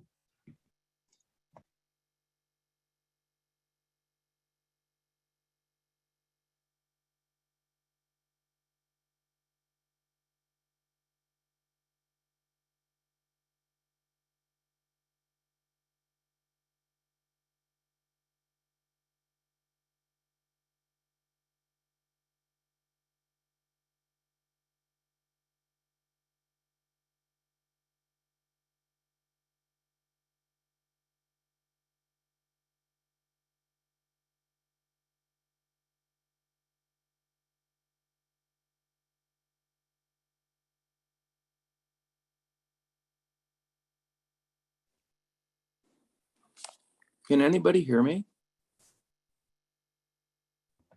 Yes, Yep. I can hear you. Yeah, we can hear you. Okay. Hey, since you're on a pause, can I ask some questions? Sure. So I just learned 3 days ago that I have MG. And I'm actually in Colorado, but the person here told me about this. So Great. I don't know much about it yet. You know, I have very mild symptoms right now, and that first medicine they put you on has helped. But does this just keep getting worse with time?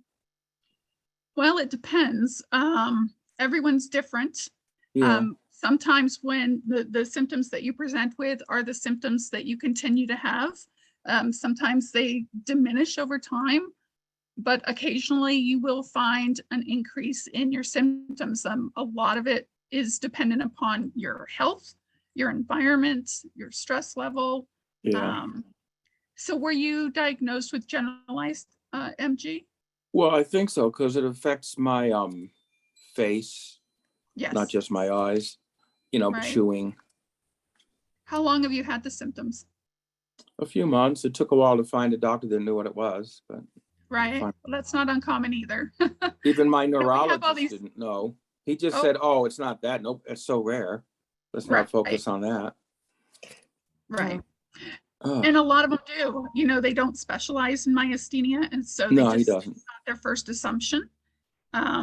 Did they put you on Mestinon? Yes. And did they put you on something else as well, like prednisone, or just the Mestinon? So far, just Mestinon, which it just happened. So. Right. And you said you've been using it for about 3 days. Are you seeing any improvements? Oh, a lot of improvement right away. Okay, good, good. Well, then I would continue, obviously. Well, yeah, I'm taking the doing that. Mestinon. Yeah. But I'm linguist, so for my big issues are I have things scheduled, other medical things. I don't know. Well, the big thing is my 90-year-old mother is having a TAVR heart valve replacement in Mhm. Florida. I'm in Colorado. Is it unwise for me to be traveling and running around and dealing with all of that, right, in the next 2 weeks after just learning I have it? In other words, am I going to go through a process of tests and trying meds, and I need to be around my doctor? Or he hasn't had a second meeting with me. I don't have an appointment yet.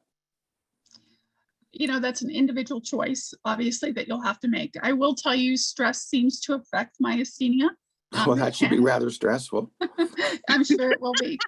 But if the Mestinon is working for you, as long as you have that available to you, then, I wouldn't anticipate, that you would need to be right next to your doctor. But definitely you want to know that your doctor is available if you had questions or if things. Yeah, because, increase. like I read about crisis and I'm like, Mhm. what if that happens when I'm flying or traveling? And right now I have very mild symptoms. Right.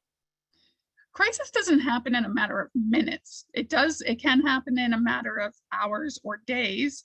Yeah. But you would feel that things were getting worse. You would notice things getting worse, and you would want to, at that point, get yourself to a doctor. If you feel yourself having difficulty with breathing, you definitely would want to get to an emergency room. Right. Right. So that they can, But does that come on like, right? Or is it like you progress over time till you reach a point where you might have that? Or could it be any time? Do people get that right at the beginning? They can. Yes, Oh, they can. okay. Great. Yeah. But not everyone goes into crisis. Some people have lots of crisis, some people have none. It's like everything else, right? If your symptoms are being controlled with the medication, take that as a positive, right? They were almost immediately.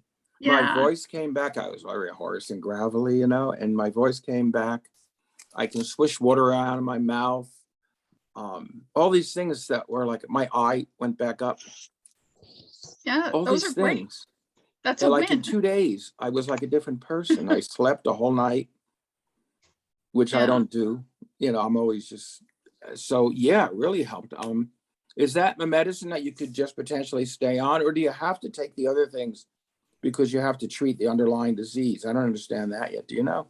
No, if Mestinon's working for you, then that's what you would want to stay on. Boy, They I couldn't add believe the other difference. things, if Mestinon's not enough, that's typically when they'll add an immunosuppressant or the prednisone, or try different types of medications. But if Mestinon is working and your symptoms are being taken care of or relieved, then that's what you need. That's what's working for you at this point. So. Oh, it is. I couldn't Yeah. believe the difference. Hey, It was thank like, you. Thanks, sorry. Sue. I want you to take a break as well, so you don't get to. Oh, oh, okay. I'm sorry. Rich, it's okay, Richard. We're happy that you're here. You can and we're imagine happy how I that feel right now.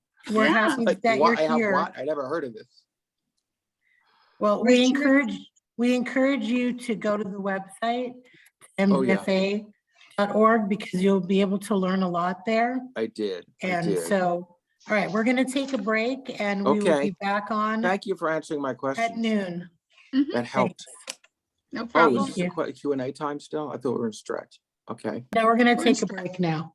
Oh, I'm sorry. I didn't mean to That's take that. okay, no problem. I Thank you. messed up on the calendar. Oh, I'm really sorry. Be quiet now.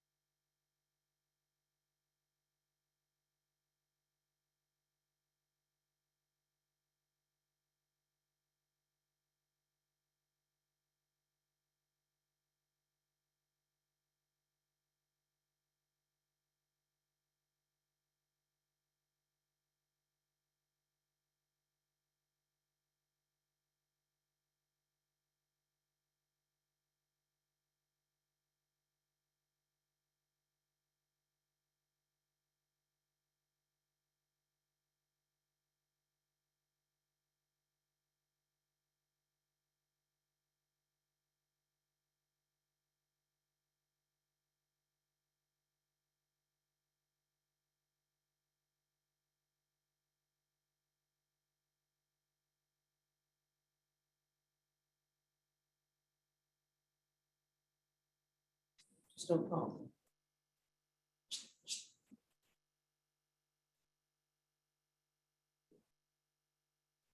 Were you given a space to say?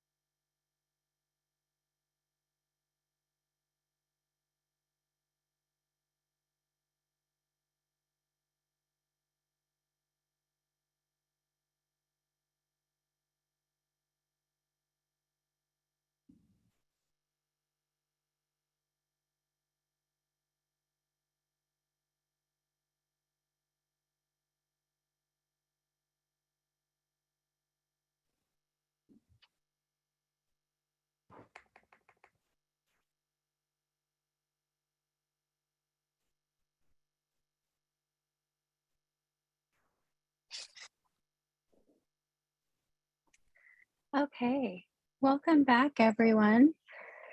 So our next speaker is Dr. Anson Wilks from OHSU in Portland, Oregon.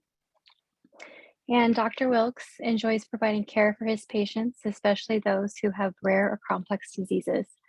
As a neurologist, Dr. Wilks has additional training in neuromuscular diseases that affect both nerves and muscles. He also, he also has extra training in using tests that show how well the muscles and nerves are communicating. These tests include nerve conduction studies and electromyography. Dr. Wilks also enjoys a bit of adventure when he has the opportunity for traveling, skiing, and scuba diving. Most days, he's happy to spend time with his family and read a good book. Thank you so much for joining us today, Dr. Wilks. Thank you for having me. Thank you. So I'll go ahead and get started. I'm just gonna share screen here. Can you all see that? All right. So again, thank you very much for inviting me to speak here. It's a pleasure to speak on this topic that I think has a lot of interest with patients, seronegative myasthenia gravis. My name is Anson Wilks. I'm on faculty at Oregon Health and Science University and did residency and neuromuscular training at Washington University in St. Louis. I don't have any disclosures. So seronegative myasthenia gravis is an elusive entity because it doesn't have the benefit of having a very relatively straightforward test such as antibody testing to make a diagnosis.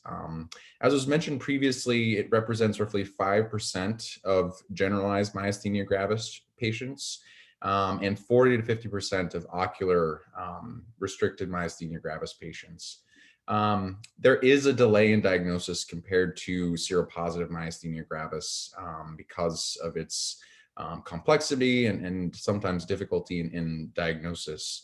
So the manifestations are similar to seropositive myasthenia gravis and involve ocular muscles, so that can manifest as double vision that corrects when you cover one eye, or eyelid drooping, or as it's known in the medical, by its medical term, ptosis. The weakness that is a manifestation of myasthenia gravis typically involves proximal muscles, as we say. So these are shoulder muscles and the hip muscles. So difficulty getting up out of a chair, difficulty going up and down stairs, difficulty with doing kind of prolonged tasks with your arms, such as brushing your teeth or combing your hair. Those really bring about the weakness in myasthenia gravis, because as a disorder, it's very characteristically fatigable or fluctuating. So you can feel fine at certain parts of the day and worse maybe later in the day or at varying times. As with seropositive myasthenia, seronegative myasthenia can involve speech difficulties, jaw fatigue with chewing, swallowing difficulties, and can sometimes manifest with shortness of breath. Less common, but can occur in seronegative myasthenia is, as was mentioned earlier this morning, myasthenic crisis.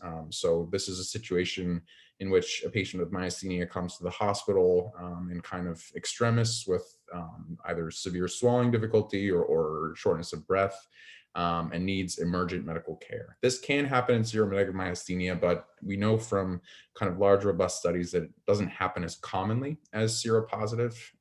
And as I mentioned in the first kind of bullet point here, it is most often ocular or mild generalized symptoms, but can, in some certain circumstances, be more severe, although less commonly than seropositive. So the diagnosis is a little more nuanced than seropositive myasthenia in that the antibody testing is negative. So seronegative myasthenia itself has kind of shifted as far as its definition, because historically, and a lot of the basis for the data for seronegative myasthenia was before the newer antibodies were identified. So muscle-specific kinase, MuSK, or LRP4. So those are included in the seronegative patients. But today, in current clinical practice, when people say seronegative myasthenia, they typically mean triple seronegative myasthenia, so patients that don't have any antibodies that are positive. In the appropriate clinical context with compatible symptoms, a positive antibody for one of these antibodies is typically sufficient for diagnosis.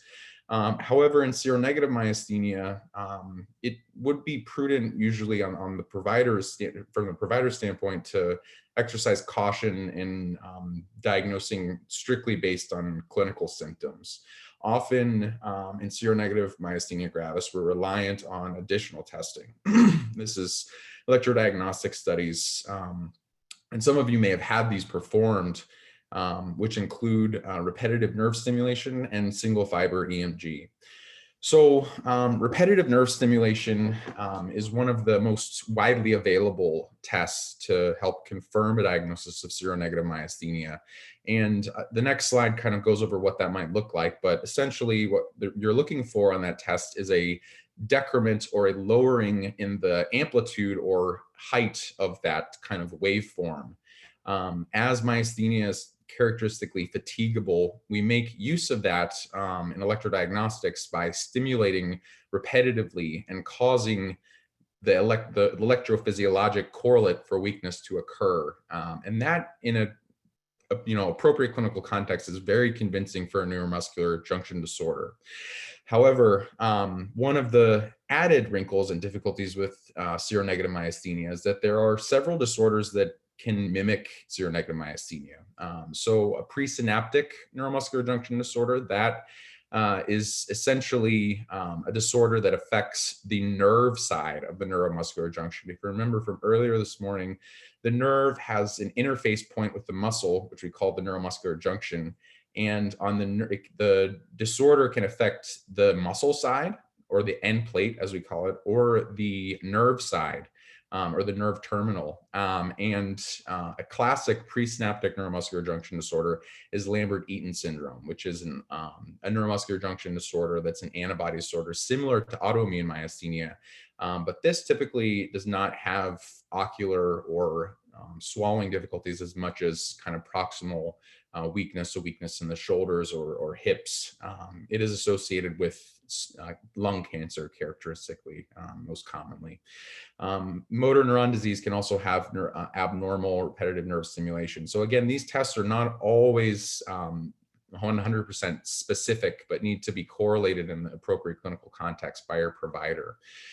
So this is about 75 to 80% sensitive repetitive nerve stimulation for generalized myasthenia gravis. The sensitivity drops in ocular myasthenia gravis.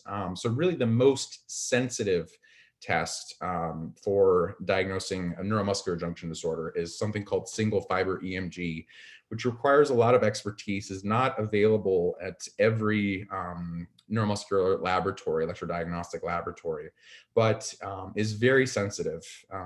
The sensitivity trades off for specificity. So it's very sensitive in that it's very good at detecting it. It won't miss it very commonly, but the specificity is not great because there are many disorders that can have abnormalities on this. So it's a very technical test that is best performed at centers that have a lot of experience in performing it. But as I mentioned, it's very sensitive. In a patient with suspected myasthenia who has weakness in a specific muscle, if this test is negative, then that is a really high indicator that it's not myasthenia that's causing the weakness. You would expect this to be abnormal in a weak muscle in myasthenia. Another kind of caveat that comes up with this is that it can be abnormal for patients who have received Botox. So Botox, botulinum toxin, is what is used pharmacologically to essentially weaken a muscle therapeutically. And it affects the neuromuscular junction and causes a neuromuscular junction disorder, essentially, that's mild. But because of that, it can cloud these results, and single fiber EMG performed up to a year in a patient who has received this can be abnormal, and that doesn't necessarily mean that there's that myasthenia is the diagnosis. So it can make a false positive scenario. So this is what repetitive nerve stimulation would look like. On the on the left, excuse me, is a patient and a provider administering the test. You can see that there's a stimulator probe, and the median nerve is being stimulated in this test, and it's measuring a muscle that is innervated by that nerve. And the stimulus is set to a frequency of 3 hertz, so 3 times per second. And you can see in the normal patient that the waveform doesn't change. It's the same amplitude and same height with repetitive stimulation. But in a patient with myasthenia, the waveform has what we call a decrement, or it drops essentially. And that is the electrophysiologic correlate for weakness in a patient with myasthenia. So the disorder kind of occurs, or the pathophysiology, what's going wrong or haywire, occurs at the neuromuscular junction. And this is how we can detect that kind of at an electrophysiologic level for a patient with suspected myasthenia. So this might be something that is pursued in the evaluation of myasthenia, particularly if antibodies are negative. And this is an example of what single fiber EMG would look like. Some of you may have undergone or are familiar with electromyography or EMG. Single fiber EMG is a specialized form of that. And essentially it's a similar test which involves a needle which is inserted into a muscle to measure the muscle activity. It is a little bit uncomfortable, but it is very informative in cases where there's uncertainty about diagnosis. And what one is looking for with this test is another kind of electrophysiologic correlate to weakness that will essentially shows abnormalities of neuromuscular transmission. And the buzzword that you may hear providers say is something called jitter. And what that is abnormal variability in transmission of muscle fibers. This is probably more than you all need to know, but I think it's interesting to kind of at least go over the procedure. And you can see here, this is what a normal value would look like. But in myasthenia, there's variability in transmission when you're measuring 2 muscle fibers. And that's very characteristic, again, for a neuromuscular junction disorder, such as myasthenia gravis. And then sometimes if it's really severe, you get what's called blocking, and that transmission to that other muscle fiber essentially drops out and doesn't get transmitted. And that is kind of true weakness that we can detect at the electrophysiologic level with electrodiagnostic testing. These tests are really invaluable in the setting of seronegative myasthenia gravis, because mainly because, in any disorder, making the correct diagnosis is of the utmost importance. But in myasthenia gravis, we are considering therapies that have significant side effect profiles and risks, and the stakes are high if the wrong diagnosis is made. So typically, a trial of Mestinon or pyridostigmine is entirely reasonable. Your provider may pursue that without any testing at all, even antibody testing, because it's so effective and so it's relatively safe as far as a side effect profile. It can cause some mild side effects, but usually in lower doses does not cause serious side effects. But making sure that a definitive diagnosis is reached is probably good practice before considering some of the more the immunomodulatory therapies that have more serious side effects.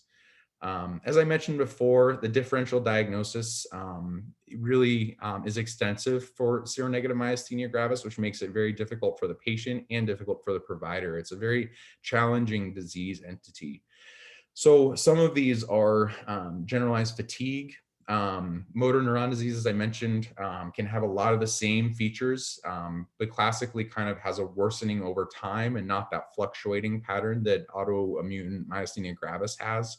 I touched on Lambert-Eaton myasthenic syndrome briefly. It's another disorder specifically of the neuromuscular junction that is like myasthenia, but not exactly the same. Forms of Guillain-Barré syndrome, which you may have heard of, can affect eye and swallowing, eye movements and swallowing.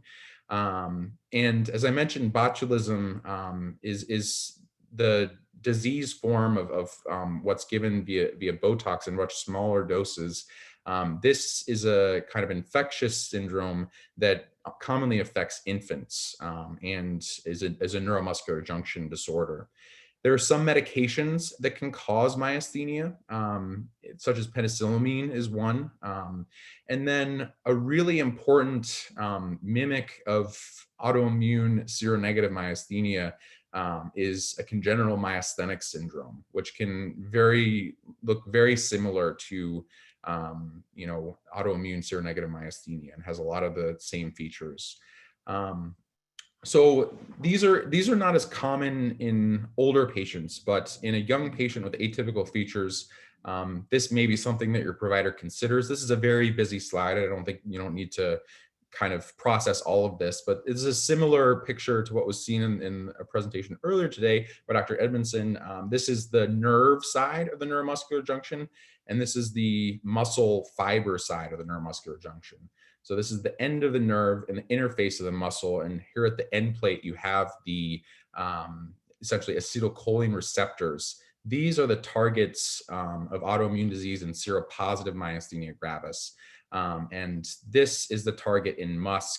And then LRP4 is not on, oh, there it is right there. So these are various targets for autoimmune myasthenia gravis, but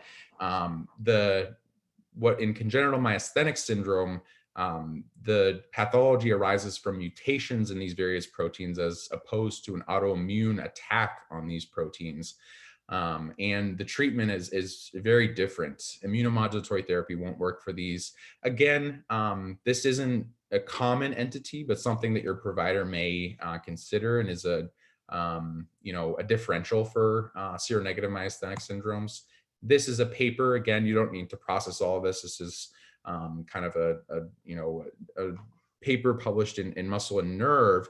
But essentially the takeaway from this is that they looked at patients with seronegative myasthenia gravis and did find several patients that had one of these mutations, particularly something called RAPSIN. And it's just important, again, highlighting the difficulty that providers encounter with this clinical entity, because there can be mimics that have an appropriate clinical picture and may have the abnormalities seen on electrodiagnostics, as I mentioned before, repetitive nerve stimulation, and single fiber EMG. But the pathophysiology is not an autoimmune disease, but rather a hereditary disease. Again, the yield of testing this is probably not high for all patients, but in atypical cases in younger patients, this can certainly be a mimic for seronegative myasthenia gravis. So a lot of myasthenia is thought to be driven by the thymus. This was touched on already this morning.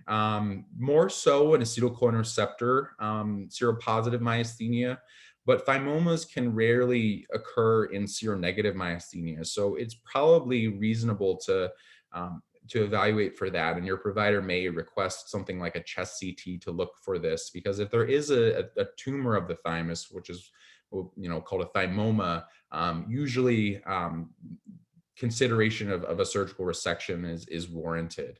But in the absence of thymoma, as was mentioned, the exact role for thymectomy in seronegative myasthenia gravis or ocular myasthenia gravis is not clear. Dr. Edmondson had mentioned a clinical trial earlier this morning, and that really did study acetylcholine receptor seropositive myasthenia, for which we have the best kind of evidence for pursuing a resection of the thymus when there's not a thymoma to treat myasthenia. But this is something that your provider may evaluate for with imaging. The treatment for seronegative myasthenia gravis is very similar to the treatment for seropositive myasthenia gravis, with the exception that the newer medications, again, I'm mimicking something that was already said, just kind of reemphasizing it. Unfortunately, efgartigimod or Vyvgart is the brand name, and then eculizumab or Soliris are not FDA approved for seronegative myasthenia gravis. They were studied only in seropositive, and then FDA approval was for seropositive myasthenia for acetylcholine receptor antibodies. Rituximab is, I think there was a question this morning about rituximab and seronegative myasthenia, and that certainly may be something that your provider considers. There's really good evidence and suggestion that rituximab works in Musk myasthenia, but its role even in acetylcholine receptor binding is not clear. There was a very frustrating negative trial that came out, Beat MG, for rituximab that did not show a clear benefit. So it's unclear. And a lot of the therapeutic approach to treating myasthenia is more of a kind of enters the art of medicine rather than evidence, because many of these medications are pursued and there's not always high level 1 evidence. A case in point is that mycophenolate here is a medication that many experts in myasthenia would use, but the clinical trial studying it was not a positive one. But many, despite that, believe it's very effective, and I personally have had a lot of success with that medication. So a typical algorithm is reasonable for trying Mestinon first, and if your symptoms are alleviated with that, that's good, because these other therapies, some would say that while the Mestinon isn't treating the underlying disease, the flip side to that is that these therapies that treat the underlying disease have a lot more serious side effects. So it's reasonable to start with Mestinon, particularly for ocular restricted myasthenia, if that controls your symptoms entirely.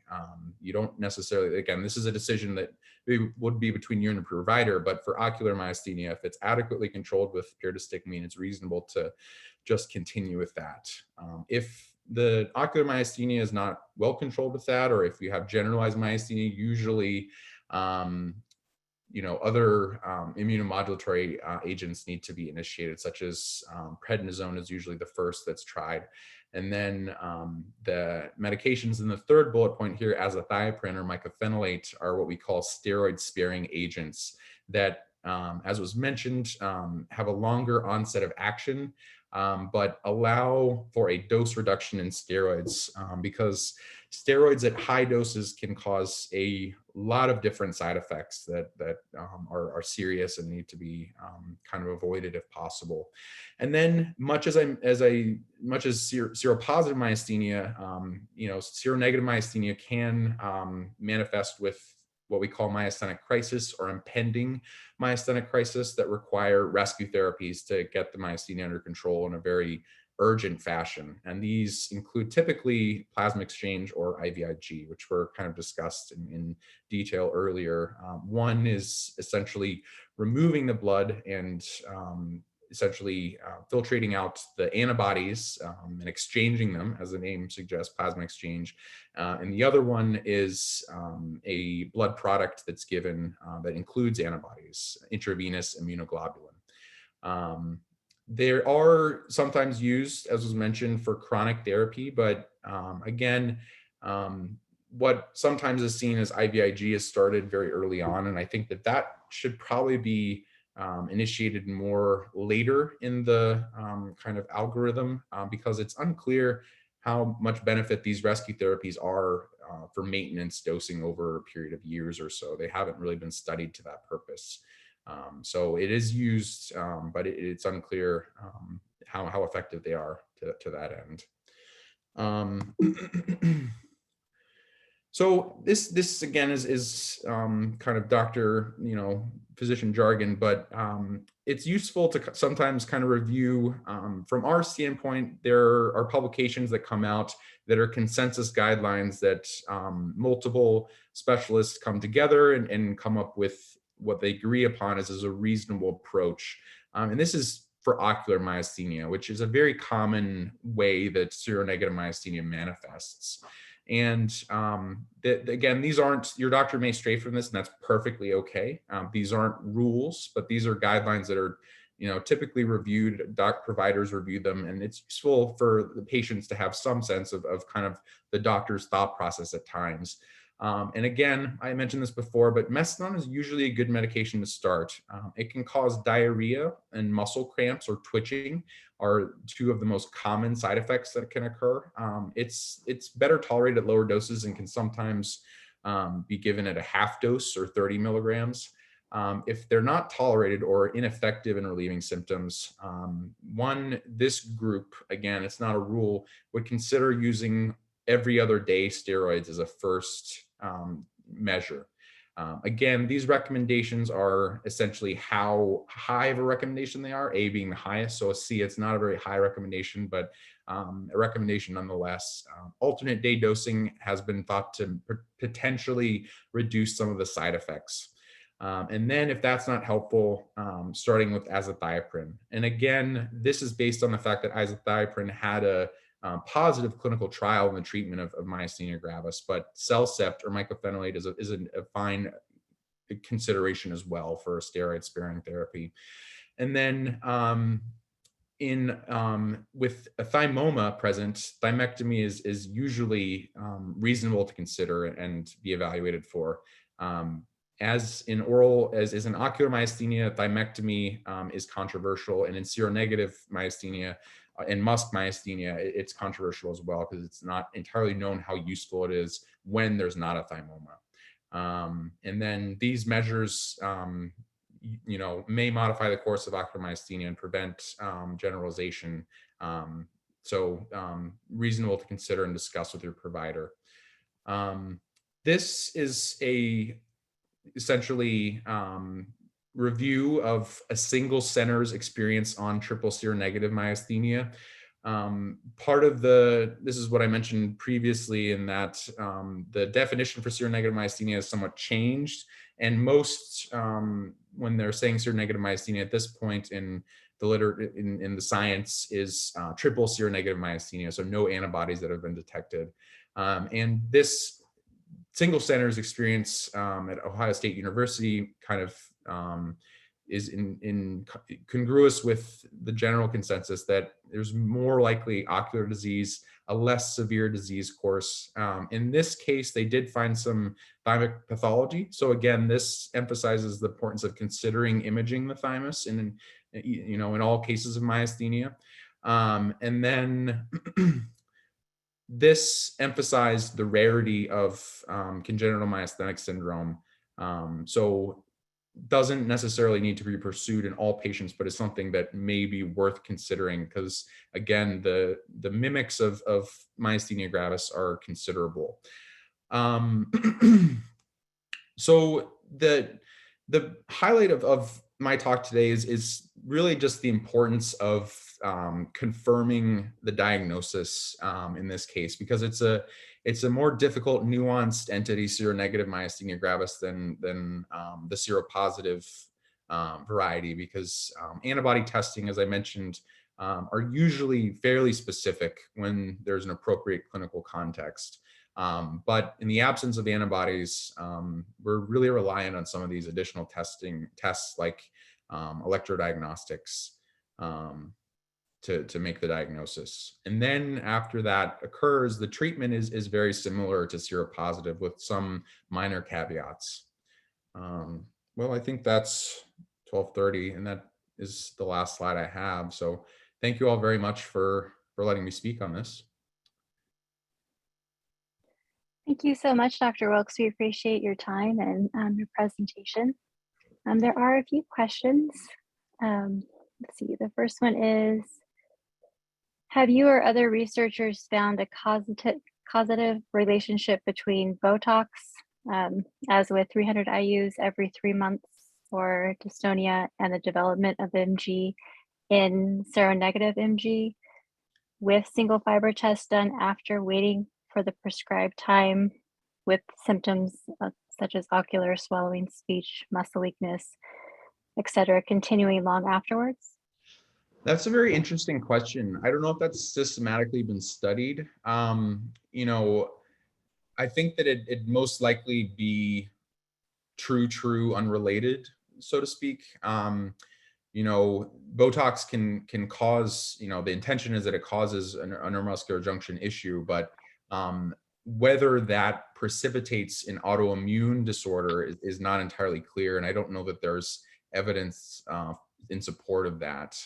It's possible that it was, two separate kind of incidental findings. I don't think there's been a causative relationship established between the two, as far as I know. Thank you. How can plasmapheresis help with seronegative Mg crisis?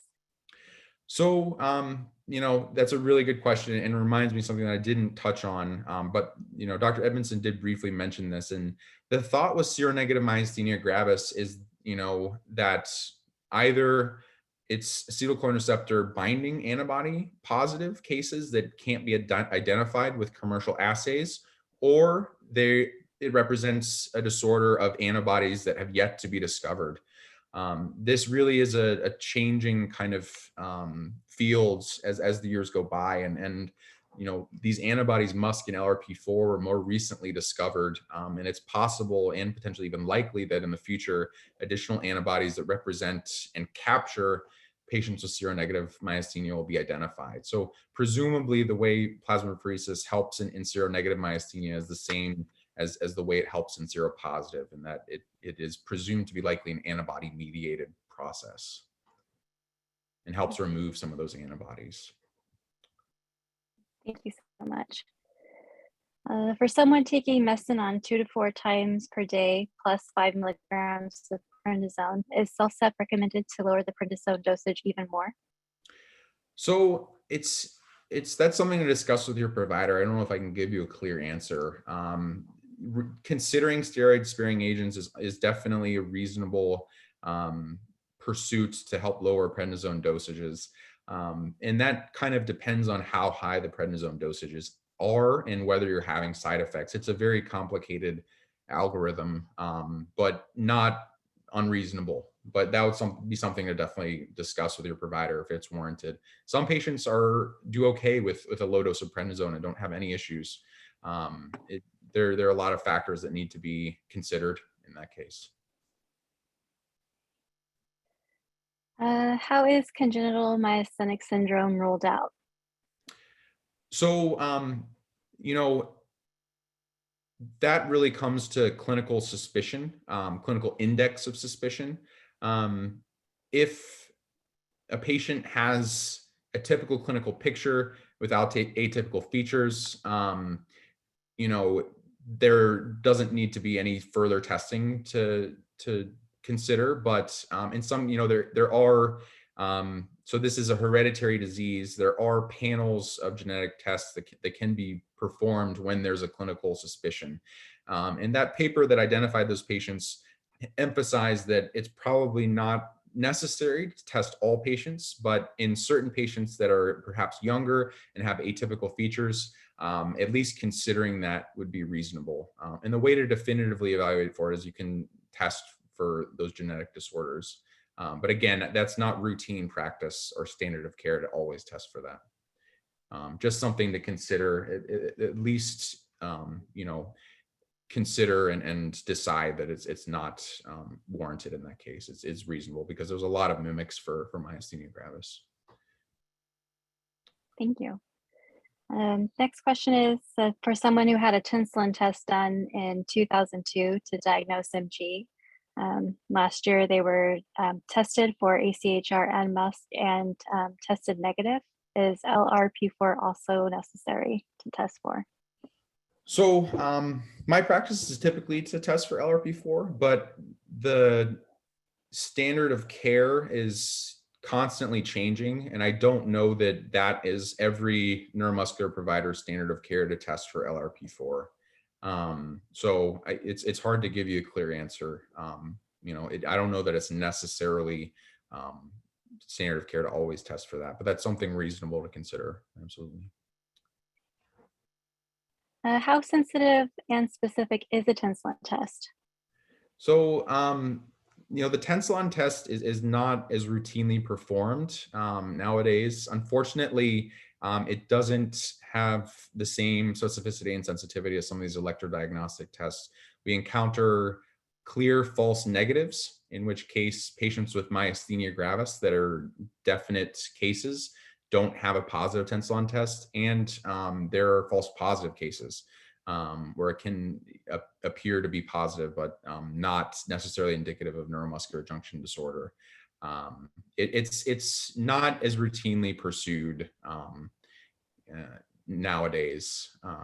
So the sensitivity and specificity are not as good as something like single fiber EMG or repetitive nerve stimulation, which would probably be more typical practices nowadays. Historically, it was pursued a lot, but not as much anymore. Thank you. What percentage of patients go into remission with thymectomy? Is this the same percentage for seronegative patients as with seropositive? So thymectomy, the way the clinical trial was set up was looking at, you know, the need for steroids and steroid lowering effect, among other things. So patients who receive thymectomy don't always go into remission. I'd have to review I think it's roughly a third or so may go into remission. But the caveat and the thing to always keep in mind is that this effect typically takes a while, you know, up to several years before the effect for thymectomy, you know, reaches a maximum. And in seronegative patients, really, like I said before, the role for thymectomy is not as certain. You know, certainly it's not standard of care to if you have seronegative myasthenia gravis to pursue a thymectomy. That can certainly be considered on a case-by-case basis, but it's certainly not standard of care to always consider thymectomy in seronegative patients. It just hasn't been studied. So having not been studied, the role for it is unclear, as is the percentage that would go into remission, because it's unclear if it even is warranted in all patients with seronegative myasthenia. Thank you. What is considered a low dose of prednisone? So that'll be different for every patient. It really is a side effect profile consideration and a treatment consideration. If you have myasthenia that, you know, is causing crisis multiple times per year, your tolerated lowest dose may be higher than someone who has really good control of their myasthenia. The other consideration is comorbidity. Someone with really poorly controlled diabetes and bone issues, which we call osteoporosis, their tolerated lowest dose is going to be a lot lower than someone without those comorbidities. So it really depends on how effective it is and the trade-off for side effects, which is going to be different for every patient. We don't have a definitive number as far as the dosage. It's going to be really case by case. Have you found plasmapheresis to be helpful in seronegative patients as well? So plasmapheresis is very effective in myasthenic crisis or impending myasthenic crisis. I personally don't like pursuing plasmapheresis as a maintenance therapy in any patient with myasthenia. That's going to be really my last resort, because of really serious side effects with having an indwelling catheter that's usually needed to be placed for maintenance plasmapheresis. I've seen some catastrophic events occur, such as death even. So, you know, not to scare people, but it has its risks. It has its definite role in crisis or impending myasthenic crisis, but the concept of maintenance or chronic plasmapheresis is really left to really specialized centers and probably not a first choice for management because of the side effects that can occur with it. Thank you. Next question is, my family has multiple autoimmune issues, but they are all different. Could there be any connections between us? It's certainly possible. I mean, autoimmune disease itself is very interesting and the focus of a lot of research. There is a lot of suggestion about heritability in autoimmune disease and having hereditary risk factors that put you at risk for autoimmune disease. It's very nuanced and complex though, because if it were that simple, it would be the case that all family members would get it. It's probably multiple genes are involved, and environmental exposures play a role as well. So it's certainly possible that there's a connection, but it's most likely very nuanced and going to be difficult to clearly identify, because it's probably a very complicated pattern, that kind of heritability in an autoimmune disease. Thank you. When discussing symptoms with your neurologist, what is the best way to describe being fatigued versus tired? What would you say we should focus on with limited time during visits? So it's really important to communicate with your provider what symptoms you're having. It's sometimes useful from a provider's standpoint to ask kind of targeted questions at times. We have something called a Myasthenia Gravis Activities of Daily Living score, MgADL. And that is a targeted kind of battery of symptoms that should be evaluated for at visits, and it helps making the visit the most effective during short periods of time. It focuses on double vision, eyelid drooping, ability to get up from a chair. One activity myasthenia gravis patients find very difficult is brushing their hair or brushing their teeth for a prolonged period. So if you get fatigued doing that, among other things, those are some of the things that should be kind of discussed, but always discuss everything, including fatigue and the symptoms you're having. But your provider may ask you some of those questions to get a sense of how well your myasthenia is controlled at a follow-up visit. Thank you. Is there an age limit for a thymectomy? There's no age limit. 60 is a cutoff that some people use, just based on what was studied in the literature, but there's no definite age limit.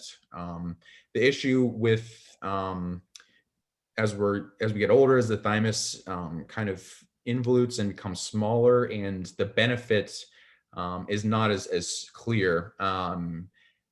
So there's no strict age limit that I can give you. This will be something to discuss with your doctor, because every patient's different.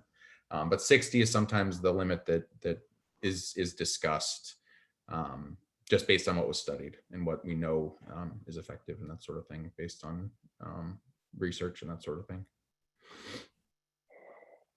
Is Tensilin used in an emergency crisis? I remember there being a syringe taped to my wife's bed. That was a long time ago, though. When they removed her breathing tube, the Tensilin was used and she was able to begin breathing on her own versus being reintubated. Tensilin is not typically used as a rescue therapy. It's usually a diagnostic test, and as I mentioned previously, not as commonly pursued to that end anymore. If you're having a myasthenic crisis, usually there's not something you can do from your perspective to prevent that. In fact, I would probably recommend against that. If you're having symptoms like that warrants being evaluated on an urgent or emergent basis if you're having those kind of symptoms that are suggestive of crisis. Because usually, even if you have that available, Tensilin or something like that is not going to prevent crisis if the myasthenia is not under good control and you're having symptoms like that. Thank you. Can an increased jitter be present in a single fiber EMG that is considered normal without Botox? So jitter this is part of why it's best, single fiber EMG is best pursued at specialized center with experience in it, because each muscle that's sampled has a normative value for jitter, and age has a significant effect on jitter. So the cutoff will be essentially you're allowed more jitter as we get older. So the normative values will all be based on what muscle is being sampled and how old the patient is, among other variables. But the jitter itself, and I want to make this, reemphasize this, is not specific to myasthenia. So there are many other diseases that can have, or not many, but several other diseases that can have increased jitter that aren't myasthenia. So, using the appropriate normative values for the muscles and age, among other variables, if the jitter is abnormal, that's definitely an abnormal finding. Whether it always means myasthenia is a separate issue, because there could be another disorder that may be causing the increased jitter. For instance, peripheral neuropathy can sometimes cause an increased jitter. So that's always really important to keep in mind, is that some of these tests are not, the trade-off for sensitivity is specificity. And that really is the case for single fiber EMG. That trade-off for sensitivity is at the, at the detriment to specificity. Thank you so much. It says, on a separate topic, do you recommend 2 boosters for COVID vaccine or an additional full dose of the vaccine?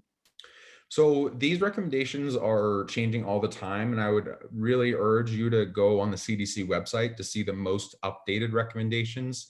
And the recommendations for COVID vaccination are largely dictated by immunosuppression status, not the presence of myasthenia. So a patient with myasthenia that's well controlled with just Mestinon probably can be treated, similarly to the general public. But if you're on multiple immunosuppressive agents, you may be considered immunosuppressed, in which case an initial dose in the primary series and a booster may be recommended.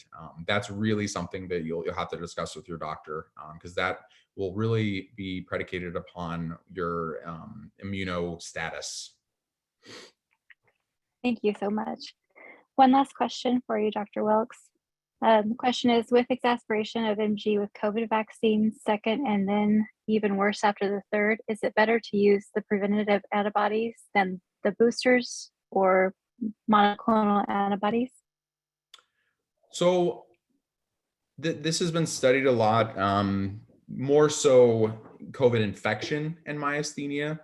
And a lot of the evidence suggests that good control of myasthenia is the best way to prevent worsening with infection. And that potentially could be extrapolated to vaccination, that making sure that your myasthenia is under really good control is the best way to avoid issues with vaccination before getting the vaccination, that sort of thing.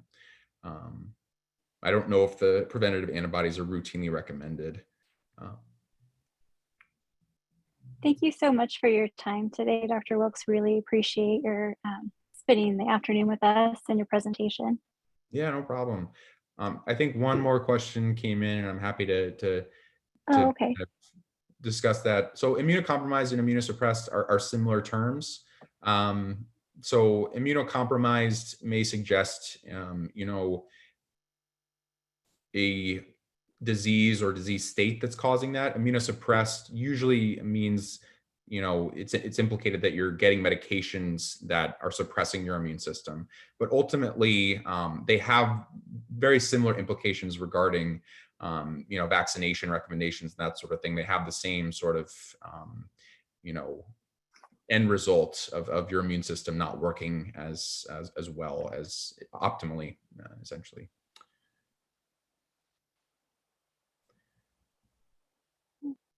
Yeah. Thank you so much. Yeah, my pleasure. All right. That's wonderful. So I'm going to take over here. I first want to apologize to Dr. Wilks for the spelling error on the introductory slide. That was definitely my mistake, so I apologize for that. So no worries at all. And we also are very grateful that you decided to join OHSU down in Portland. An individual of your talent is definitely required and appreciated. So thank you for joining the MG community in Oregon. Thank you. Thank you for letting me speak. Yep. Yeah, of course. Our next speaker, if Dova wants to put up those slides, that would be great, is Monique Nelson. who is an individual who has a lot of varied talents, but I think that everyone will appreciate her presentation. One second while I move myself out of the way. Monique works for Solio Health, and I definitely want to send a shout out to Solio Health on its own. They have been extremely supportive of the Pacific Northwest Myasthenia group here, and they were definitely instrumental in helping us gather some of our key speakers today. So thank you to them. Monique has a unique take on IVIG, which will be her topic of discussion today, specifically because she's seen it from both sides. So she herself has received IVIG as well as being a nurse who focuses on administering it. She also has a degree in biology, pre-med, and nursing with a focus in pediatrics. She is the National Director of Clinical Patient Advocacy at Solio Health. Her central focus for the past 20 years has been in the field of specialty home infusion, specifically IG replacement therapy. Monique's family history drove her to ensure patient advocacy was a priority at Solio Health Specialty Infusion Pharmacy, where it has now become a model impacting patients nationwide. In 2017, Monique received the prestigious IGCN credential, which is the professional recognition of specialized knowledge, skills, and expertise for an IG-focused nurse. In 2020, she won the International Gold Stevie Award for the Backline Medical Hero of the Year. Thank you, Monique, and I will let you take the presentation away. Awesome. I'm going to go ahead and share my screen here. Let's see if I can. Let's see. Oh, here we are. All right. I have a lot of skills, but I'm a little technically challenged at times. So, all right. Thank you so much for having me. So as you just mentioned, I am an RN. I'm also an IG certified nurse. And today's presentation is really going to be the nurse's perspective on IVIG therapy. And I know you've heard a lot of different therapies that are available, but today's focus is really going to be on IVIG. And so let's go to our objectives today and what we can expect. There we go. So today we're going to talk about, I know that Dr. Edmondson and Dr. Wilks talked about what IVIG is. They talked about how it's a form of plasma, but we're going to get into a little bit more on why it's so expensive and why it's such a hot commodity. We're going to talk about how it works with your disease state. Again, I know you've heard that already, but sometimes coming from a different perspective, more of a layman's terms might be of benefit. And how do I prepare for my infusion before the nurse comes? What do I expect that infusion to look like? What are some of the possible side effects? How can I prevent those side effects? What happens if I have them, even though I've tried everything they told me to do to prevent those side effects? And then is there another option? Let's say my doctor says I do have to have IG, but I just can't tolerate the IV form of it. Are there other options? So that's what we're going to talk about today. All right. So this is my background. You heard a little bit about my background, but I want to just give you a little bit more about it.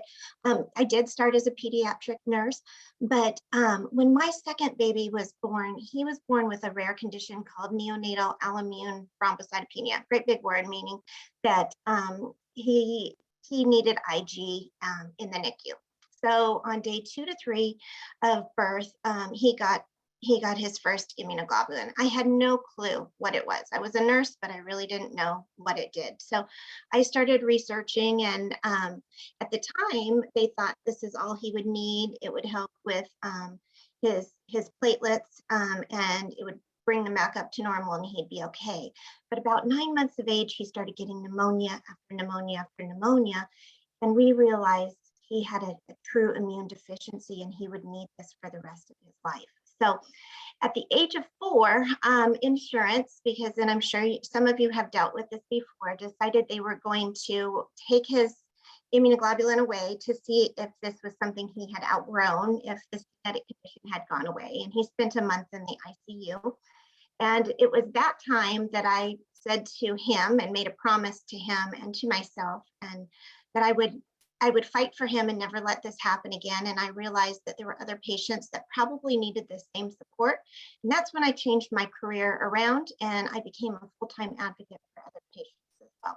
So let's chat a little bit about what patient advocacy means. Now, I can only speak for Solio because that's, you know, where I am a patient advocate. But a patient advocate, and what I do on a daily basis is I really do act as a clinical case manager for patients. So working with the patient from start to finish, it starts with that first phone call, explaining the disease state and how a medication works with their disease state.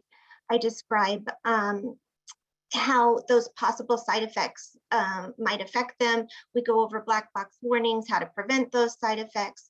I also help the patient to afford those medications. And as some of you may know, it's expensive. So we talk about copay assistance that's out there for the manufacturer, as well as grants that are out there and available to you. And if anybody has questions, I can certainly help you as well with some of that. We review clinical notes to make sure that you don't end up in a denial process. And I think that's really important when you're going into this and looking to get it approved from the get-go. You want to make sure you kind of have all your ducks in a row, so to say, so that you don't end up getting this denied from the get-go. And then after that, if it is, I assist patients and providers in appeal letters and as well as letters of medical necessity. And then I follow up with patients after the fact to see if this went smoothly, if there anything we need to change, and just to make sure that they have a good clinical experience. So that's kind of the essence of my job as an advocate. So let's kind of jump into my first little bullet point and what I was talking about. So why is IG so expensive? You know, why do you hear, oh, there's a shortage of IG? So I just want to explain it. I know, like I said, you heard Dr. Edmondson tell you how IG is made and how it comes from the plasma. But what I find interesting and what I tell patients when they say to me, oh my gosh, why is this so expensive? It comes from so many different donors. This is what's important to know. In order to get a batch of plasma, it takes anywhere from 1,000 to 10,000 different donors to get a batch of plasma. And the reason they need so many is for someone like my child who has a primary immune deficiency where his body doesn't make antibodies. So that's the difference between primary immune deficient patients and then someone with myasthenia gravis that they have the antibodies to begin with, but they're just not functioning correctly. So, but in order to make enough antibodies for people who don't make enough, you have to have that many donors to get adequate amounts of various antibodies. So that's one of the issues. And then it has to be sterilized. It has to be highly purified to make sure that there are no potential infectious agents. So some different brands do it a little bit differently. I know from a mom perspective, as well as a nurse and a patient myself, so my child gets this and I get this, I was really concerned. You hear blood product, gosh, will I get something from this product? But they really have improved the way that they clean this plasma. They filter it. Some manufacturers even use detergents to wash it, just to make sure that they get all those infectious agents out as much as possible. And then the other reason it's so expensive is it actually takes 9 to 12 months to make a batch of immunoglobulin. It's unbelievable. So that's from donor to bottle. And then in addition to that, which I found interesting because, I took my little boy down to a plasma station donation center just so that he could see what was needed, because it's hard to explain to a child, that you need this every day. And so to take him down there and to say, these are the people who are giving you what you need. And it was nice for the people donating to see who they were giving it to. And it was also nice for him to see, what people have to have needles too to give you what you need. But what I learned, which I hadn't known this before, is they can't take that first donation. They actually have to waste it. So until somebody donates at least 2 or more times, unless they donate 2 or more times, they can't use that plasma source. So very interesting. So anyway, that's why you have to, it's so costly. Now, if somebody does donate more than a couple times, then yes, you can continue to use the plasma, and it's usually those people who continue to come and they're the regular donors, that's how we get the plasma. So I found that an interesting fact. So, okay. So let's talk about the proposed mechanism of action. Again, I know you've heard this from the two wonderful speakers before, but again, I'm talking from more of a layman's term. And when I talk to my patients, they've heard it from the physicians, but sometimes it takes a second, third time to hear it for it to click sometimes. So the immune system, it's so complicated. And the mechanism of action in autoimmune disorders is not as clear as in the primary immune patient. Like I said, in primary immune patients, all you're doing is replacing the antibodies that their body can't make to begin with. In autoimmune disorders, it's definitely a different ballgame. So the immune system normally is meant to seek and destroy those infectious agents out there. So bacteria, viruses, but in a non-functioning immune system, in an autoimmune disorder, instead of attacking viruses and bacteria, the immune system, I tell my patients, it goes haywire, and it attacks healthy cells. It sometimes attacks organs. It sometimes attacks muscles, and it attacks itself, basically. So, and these antibodies, we call them autoantibodies. So we give them a different name. Call them autoantibodies. So, this next slide here. So in MG and myasthenia, it's a chronic autoimmune disorder, and although it's not completely understood why the immune system goes haywire, we may never know what triggered, the myasthenia to begin with. But we do know, again, hearing from the other physicians before, what is going on and what's being attacked. So these autoantibodies are destroying the receptor sites at the neuromuscular junction. So that's that area, as we heard, between the nerves and the muscles. And it's attacking it and destroying it faster than your body can replace them. So this blocks the neurotransmitter receptors, basically, on the muscle tissue, so that the acetylcholine can't activate, and then you have that muscle weakness. So this is what's happening here. So how does Ig work?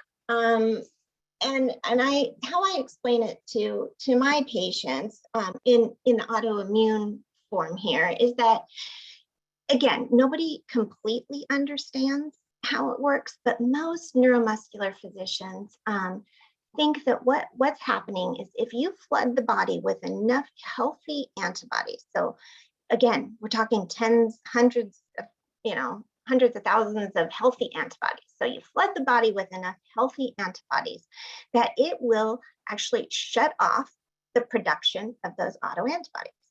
So it lets your body just clear itself of all those other autoantibodies, and all that's left in your body are the healthy antibodies. So your body says, oh, I have enough. I don't need to keep creating those autoantibodies. Now, and I've seen some of the questions, and a lot of my patients will ask me, will I need this for life? What will happen? And I tell them, I don't know. Honestly, I really don't know. Some patients are different. In some people, you give them this, and then when you take it away, their body, when it starts producing its own antibodies, it remembers how to produce healthy antibodies. In other patients, you take the Ig away and it starts creating those autoantibodies again. And those are the people that need it more on a chronic, regular basis. So unfortunately, I wish I could look at a patient and say, I can tell by looking at you, you're the patient that's going to need it long term, but you just don't know. And so Ig it's just a little bit different. And again, there's all kinds of other treatments that are out there. So again, we're going to talk about if Ig doesn't work. There are other things out there, but but today we're just going to focus on immunoglobulin. So let's kind of talk about the infusion itself and how you can prepare for this infusion and what it will look like to you. So there's several options of where you can receive your infusion. There's a hospital center, outpatient center typically. There's the provider's office. Some doctors do it in their offices. There's the outpatient infusion centers. There's your home. There's pros and cons to all of them. Insurance may dictate where you go. Costs may dictate where you go. And in my opinion, it's really important that you ask, you know, and look at the different cost comparisons, because it might be less expensive in one setting over another. So, and your physician may dictate where you go. They may say, you know what, I'm not comfortable with you having your first infusion in a home setting. I want you to have your first infusion in a hospital setting or an infusion setting. So that may make a difference. It might be your comfort level. You might say, I'm just not comfortable having somebody in my home. I want it in an infusion center. Right now, the time of COVID has been really different, because not being able to have a family member go into an outpatient infusion center has brought a lot of patients into the home setting for us that were in an infusion center and were happy in an infusion center, but they said, you know what, I want that support. So they're now coming into the home setting. So a lot of different things go into where you get your infusions. So, all right. Let's talk about preparing for your IG infusion in general. The most important thing is to be educated. Education is power. It's not, knowledge is power. So read the material that you're sent. I'm a visual person. So when I talk to a patient, I tell them everything over the phone, and then I'll send them a packet of information to look at as well. So some people are auditory, some people are visual. So it's just important to really listen to what they're saying, as well as read up on it as well. But the biggest takeaway, if I can give you today, is drinking as much fluid as possible. Hydration is your friend, as long as you don't have a fluid restriction. So non-caffeinated beverages, if possible. Caffeine is a diuretic, so please try and stay away from caffeine. I mean, 1 cup of coffee, not as big of a deal, but if you can possibly stay away from it on the day of your infusion, I typically would say just drink decaf that day, or do an herbal tea instead. But no alcoholic beverages around the time of your infusion. The best choice is water or an electrolyte solution. If you are diabetic, you kind of have to watch the electrolyte solutions. I personally like I buy them on Amazon. You can get the liquid IV, or my little boy likes the Drip Drop brand. Not that I'm promoting that in any way, but he likes the Drip Drop flavors better, and it comes in a variety pack, and they're powdered form, and you just pour them in your water, and it's literally like drinking your IV solution, and it really does make a difference. So make sure that if you have pre-medication that your doctor has recommended, that you take it. Typically, we recommend 30 to 60 minutes before your infusion. So depending on if this is your first infusion and your nurse is coming, you may want to wait until she comes to take that pre-med, because you've got a lot of paperwork and things to do. But if this is a second infusion and you know that when she gets there, we're going to get going right away, take that pre-med so that you have it on board if pre-meds have been prescribed for you. Typical pre-meds tend, yes. I'm sorry. I don't know if your slides are advancing. We're still all seeing slide number 7. My goodness. Sorry. Okay, let's take a breather and look at it. And that's just because I'm just chatting away. I'm sorry. Thank you. Thank you for telling me. Okay. Where are we? All right.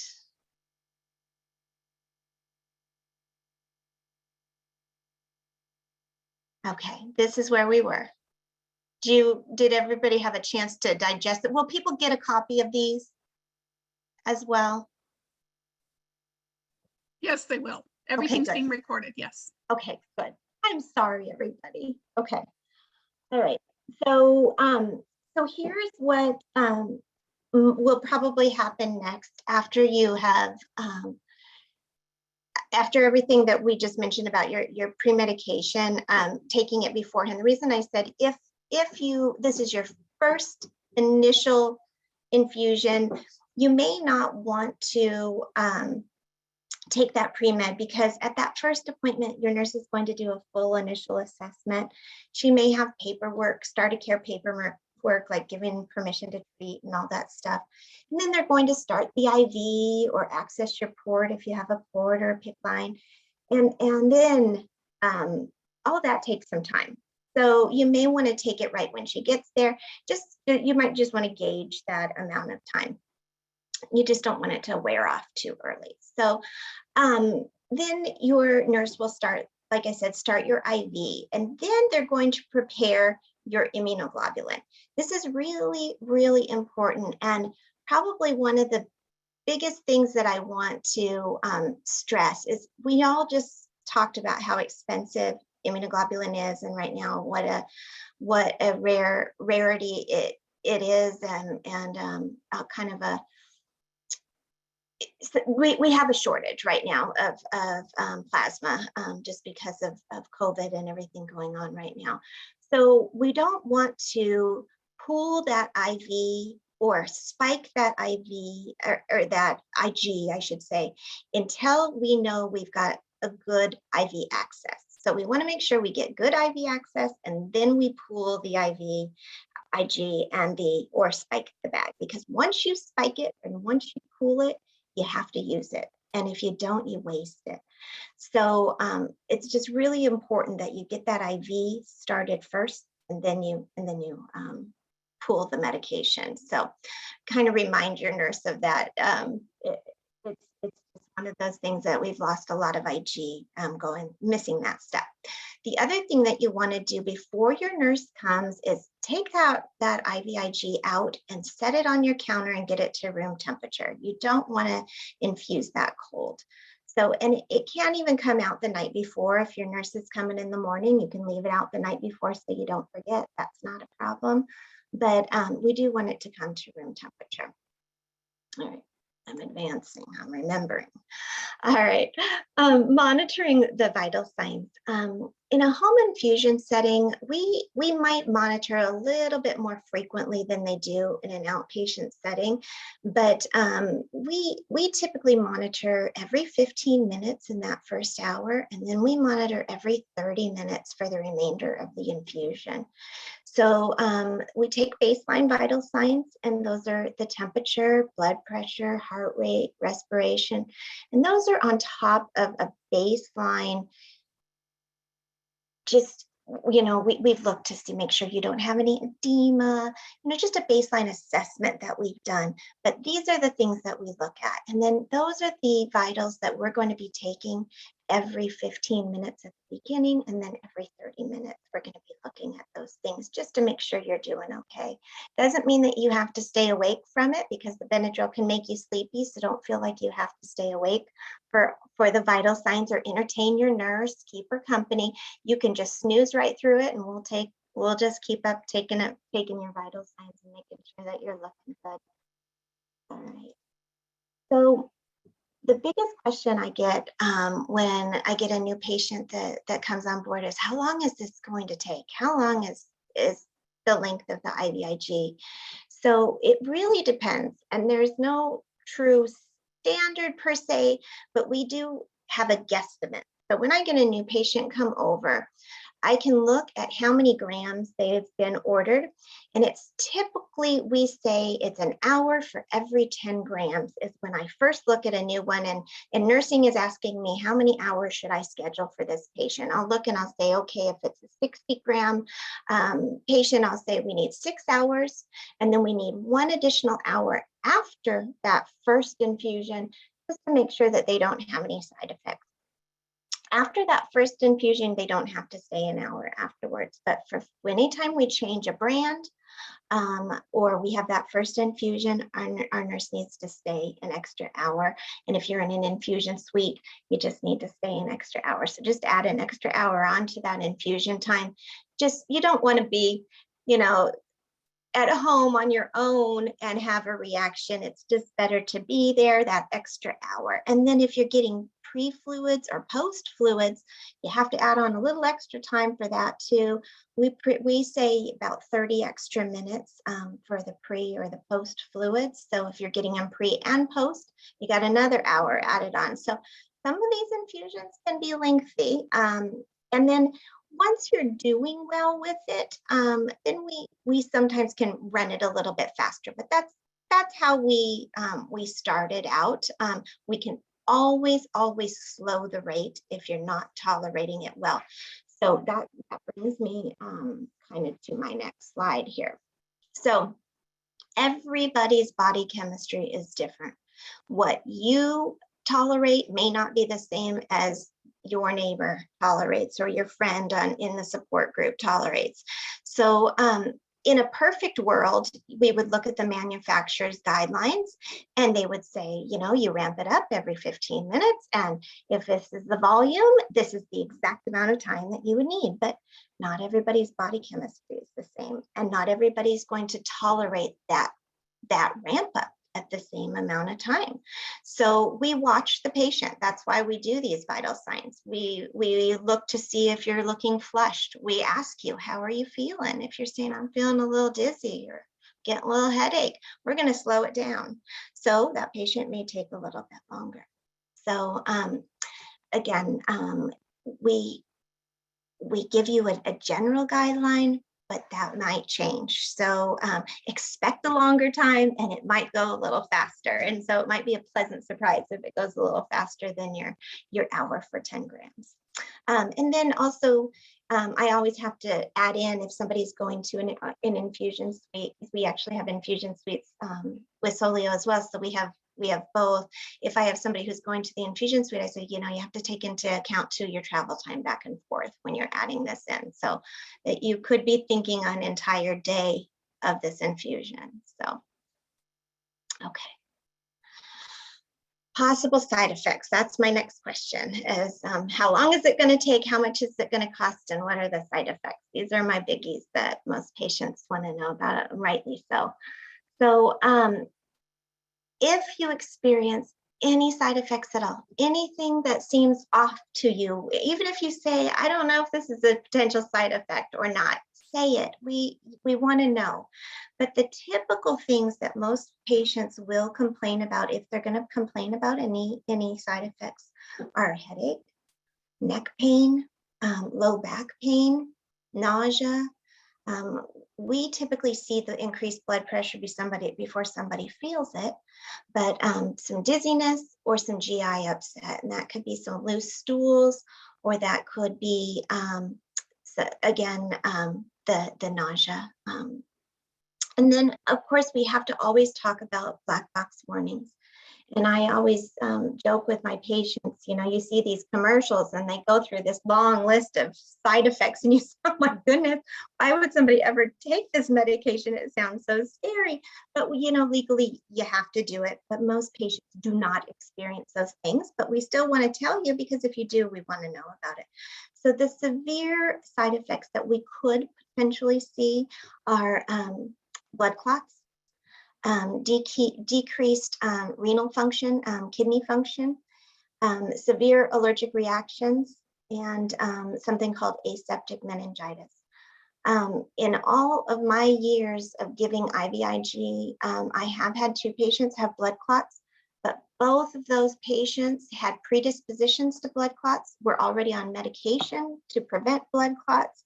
And so I had told them, these are the things you look for. So with blood clots, the things you're going to look for is if you had sudden chest pain, if you have one leg that feels hot over the other leg, or one leg is cold, if you have one leg that's swollen, one leg that feels like it has kind of a hot spot, it's painful in the middle of your leg.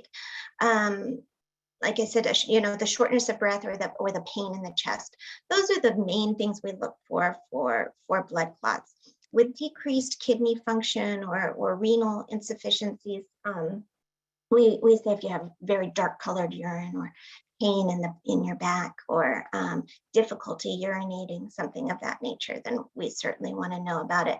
Signs of an allergic reaction, if you get hives, if you have difficulty swallowing, your tongue feels big, you have itchiness in your throat, we want to know about that right away. Chances are, if you're going to have an anaphylactic or allergic reaction, your nurse is going to be there and we have medication right on hand to fix it. and to stop it in its tracks.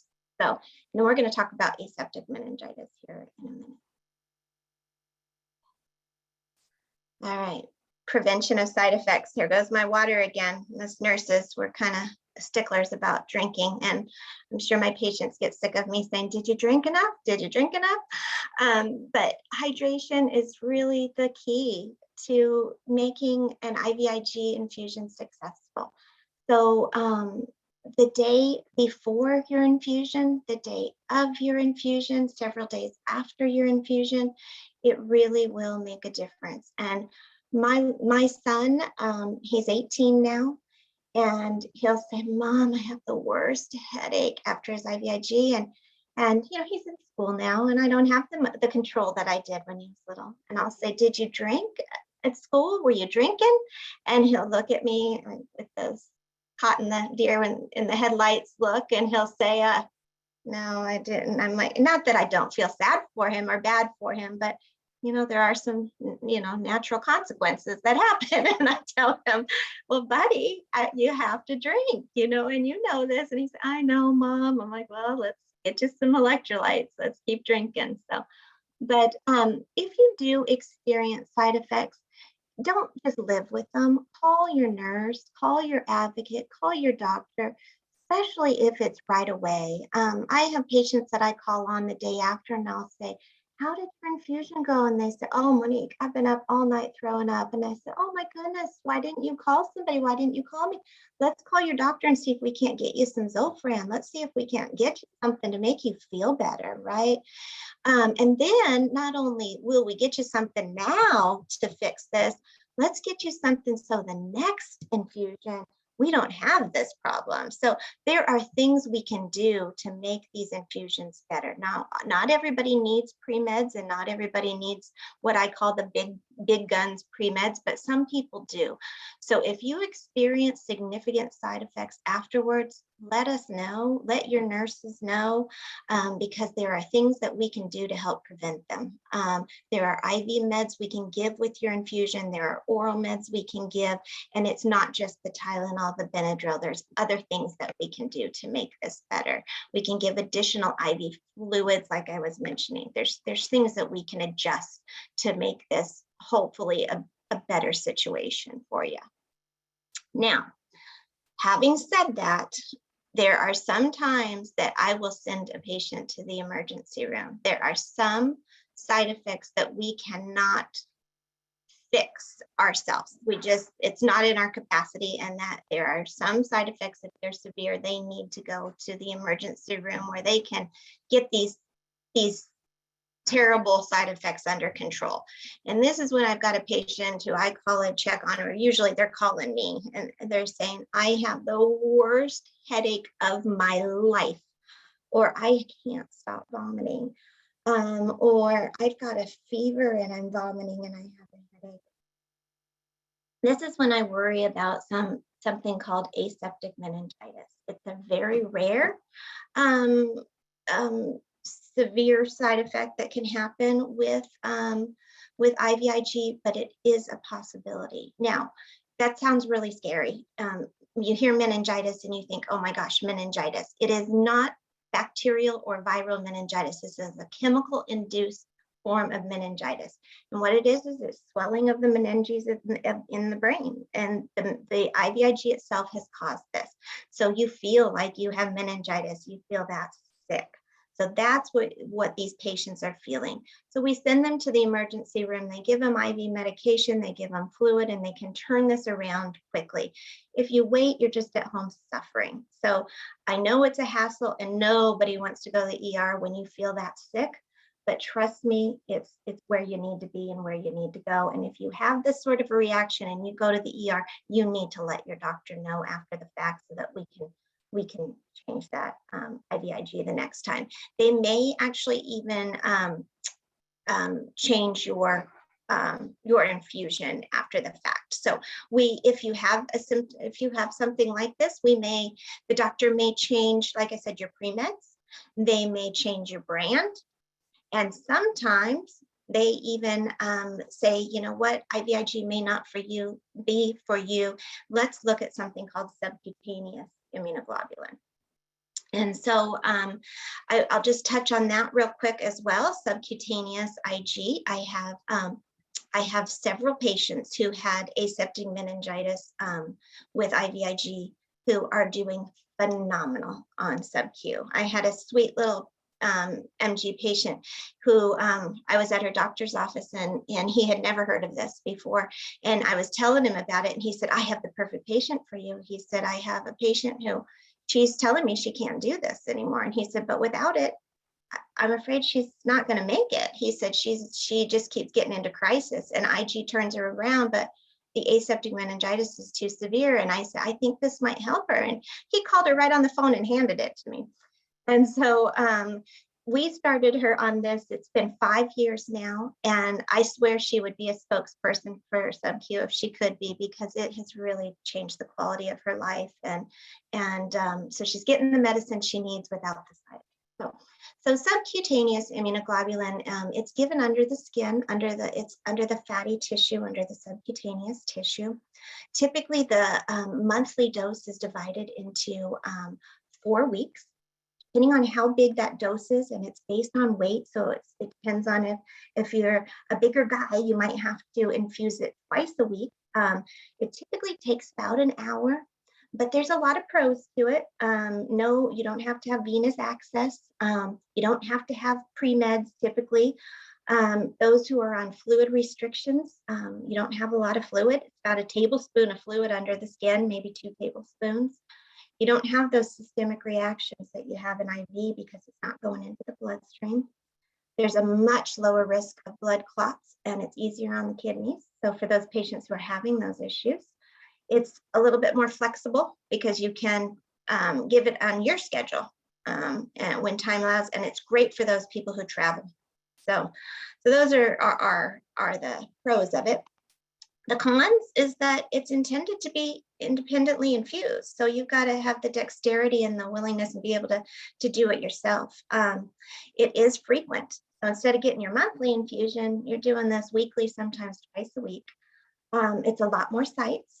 The needles are about the length of your pinky nail though, and about as thin as a piece of paper. You don't feel them. This is how I do my immunoglobulin. And I literally cannot feel the needles. So these are the sites that you can infuse all over your body. You may experience some local redness and irritation at the infusion site. Those are the typical side effects that you experience, not typically the others. You still need to drink fluid beforehand. It is still important. It still can dehydrate you a bit. But so if IVIG is not working for you because of side effects, just know that there are some other options out there for you to get this medication in you. So that's what I had for you today. I hope I didn't go over the time. And I apologize for not moving my slides. I just got so excited and started talking. So, but I'm happy to answer any questions at all. Thank you so much, Monique. We appreciate that. That was really a wonderful presentation. Thanks. Thank you. So we do have some questions. So Okay. the first one is, if you have IVIG side effects about 4 days after infusions, peeling of palms, large red raised areas on abdomen, how is it determined if there is another IVIG brand that wouldn't have these negative side effects? Yeah, so, my doctor told me with my son that it typically doesn't happen at 4 days. It happens at 2 days. And I said, well, every time it's happening at 4 days. So, it's too coincidental for it not to be the IVIG.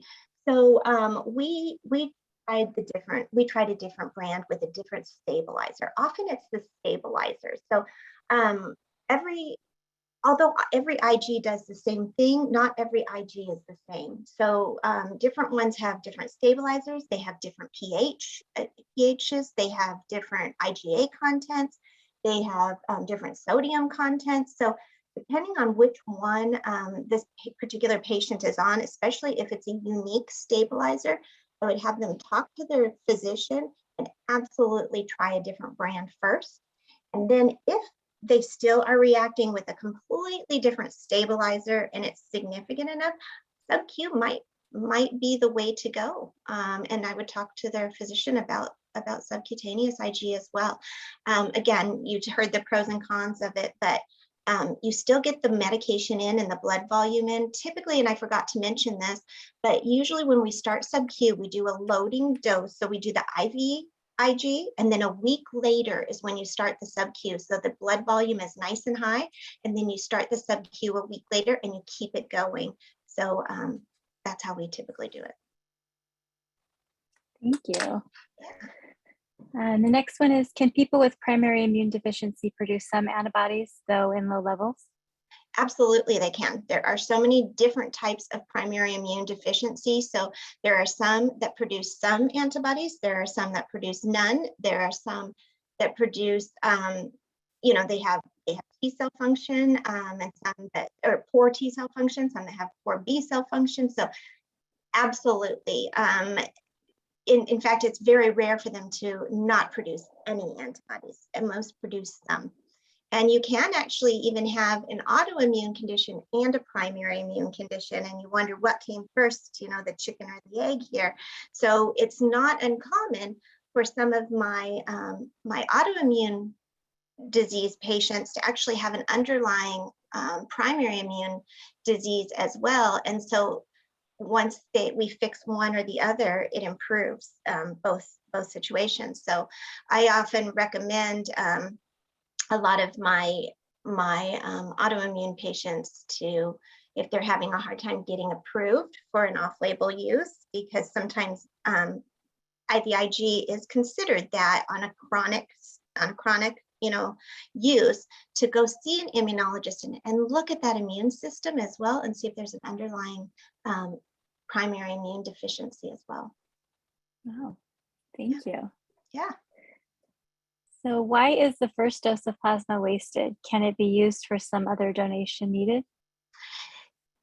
It's for screening. They want to make sure that there's nothing in it for screening purposes. So no, they don't use it. And it made me sick because, it's just, yeah. And so I was like, you're kidding me. Why do they waste that precious commodity, And they said it's because they have to know that it's safe. They cannot give it out to somebody and not have it be kind of vetted, basically. So they save it until somebody donates a second time, and then they can use that. Right. That makes sense. Thank you. Yeah. How long do the pre-meds stay in our system? So the Benadryl is about 6 hours. Tylenol is 4 to 6.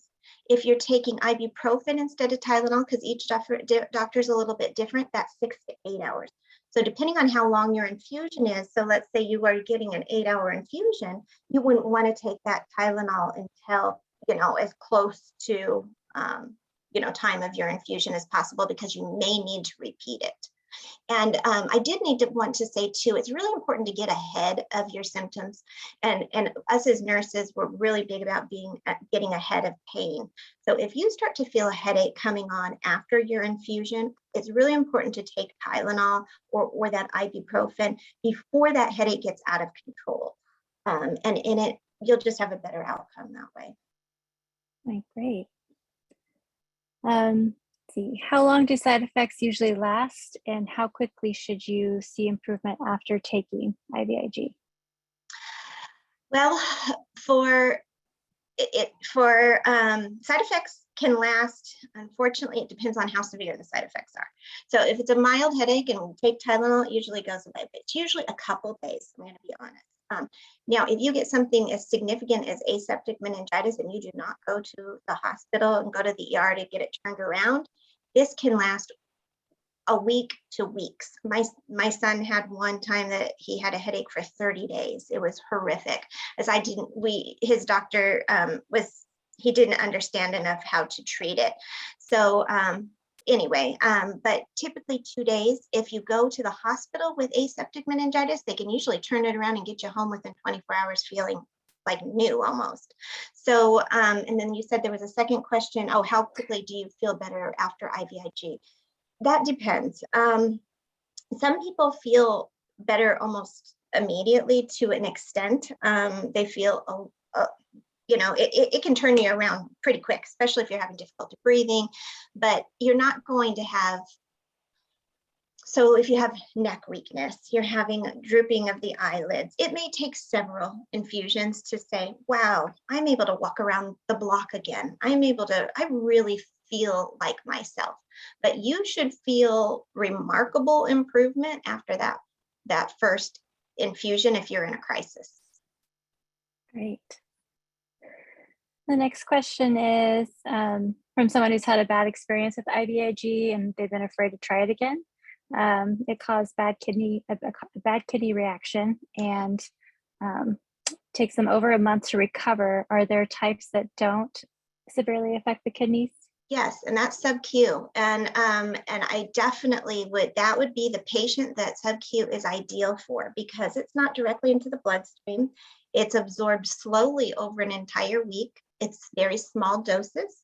And it really does not cause that kidney issue that IVIG does. So that is what I would absolutely recommend. And I would, in fact, if somebody had severe kidney issues, I wouldn't try any other brand of IVIG. I would go to sub-Q. Okay. So why is SCIG prescribed more often if it seems to be more tolerated? Okay, so sub-Q has been used in the primary immune deficient world now for about 20 years, but it is new to neurology. And neurologists are a little bit more old school. And so they're a little slower to get on the bandwagon to say, well, I don't know enough about it yet. I want to stick with the tried and true, what I know, right? So like I said, the doctor who handed me the phone,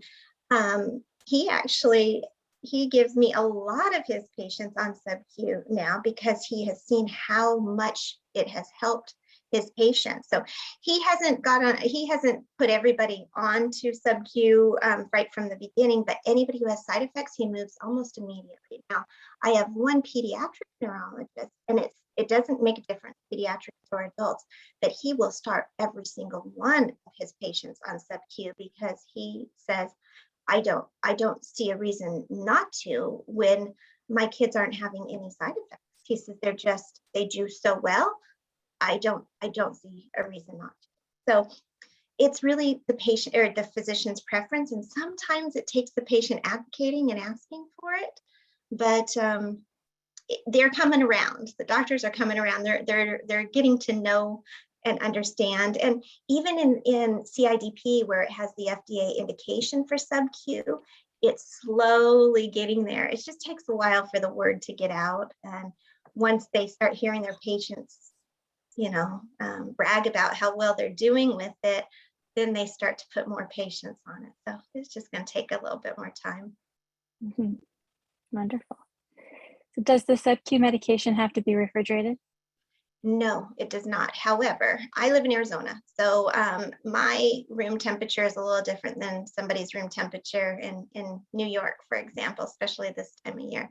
So we typically recommend that you keep it in the refrigerator because it increases the life of it, but you do not have to keep it refrigerated. It can stay at room temperature. When I travel with it, I do not refrigerate it. In fact, you'd be better off keeping it at room temperature than putting it in like a little refrigerator when you go to travel and it could get too cold and freeze. You don't want that. So I have a lot of patients who have like cool basements and things like that, and they just store it down there because it's nice and cool.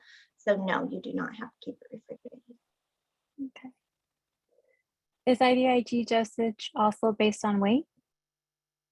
Yes, it is. It's all based on weight. So a typical dosing for MG, this is usual. I'm not saying everybody's like this, but they typically do a loading dose of 2 grams per kilogram. Depending on how big that dose is, depends on how many days they divide it over. So I've seen it divided over 5 days, 3 days. And then if the patient needs it more of a long-term issue, then they'll drop it down to 1 gram per kilo. And then sometimes that's 1 day, sometimes that's over 2 days. It just depends. That's IVIG. When we're doing it subcutaneously and you're doing a maintenance dose, which is usually where you're at if you're needing it subcutaneously, it's 1 gram per kilogram, and then you divide it over 4 weeks and you look to see if that volume could be infused in one at one sitting. If it's too large, then we divide it over 2 days, and we'll do it like maybe Tuesday, Thursday, or Tuesday, Friday, something like that. Okay. Are there several brands for SCIG? There are a lot of them. There's Mgfa, Cutiquig, Cuvitru, Hizentra, Gamunexi, and Gamagard can both be given too. The ones that I just mentioned, they're higher,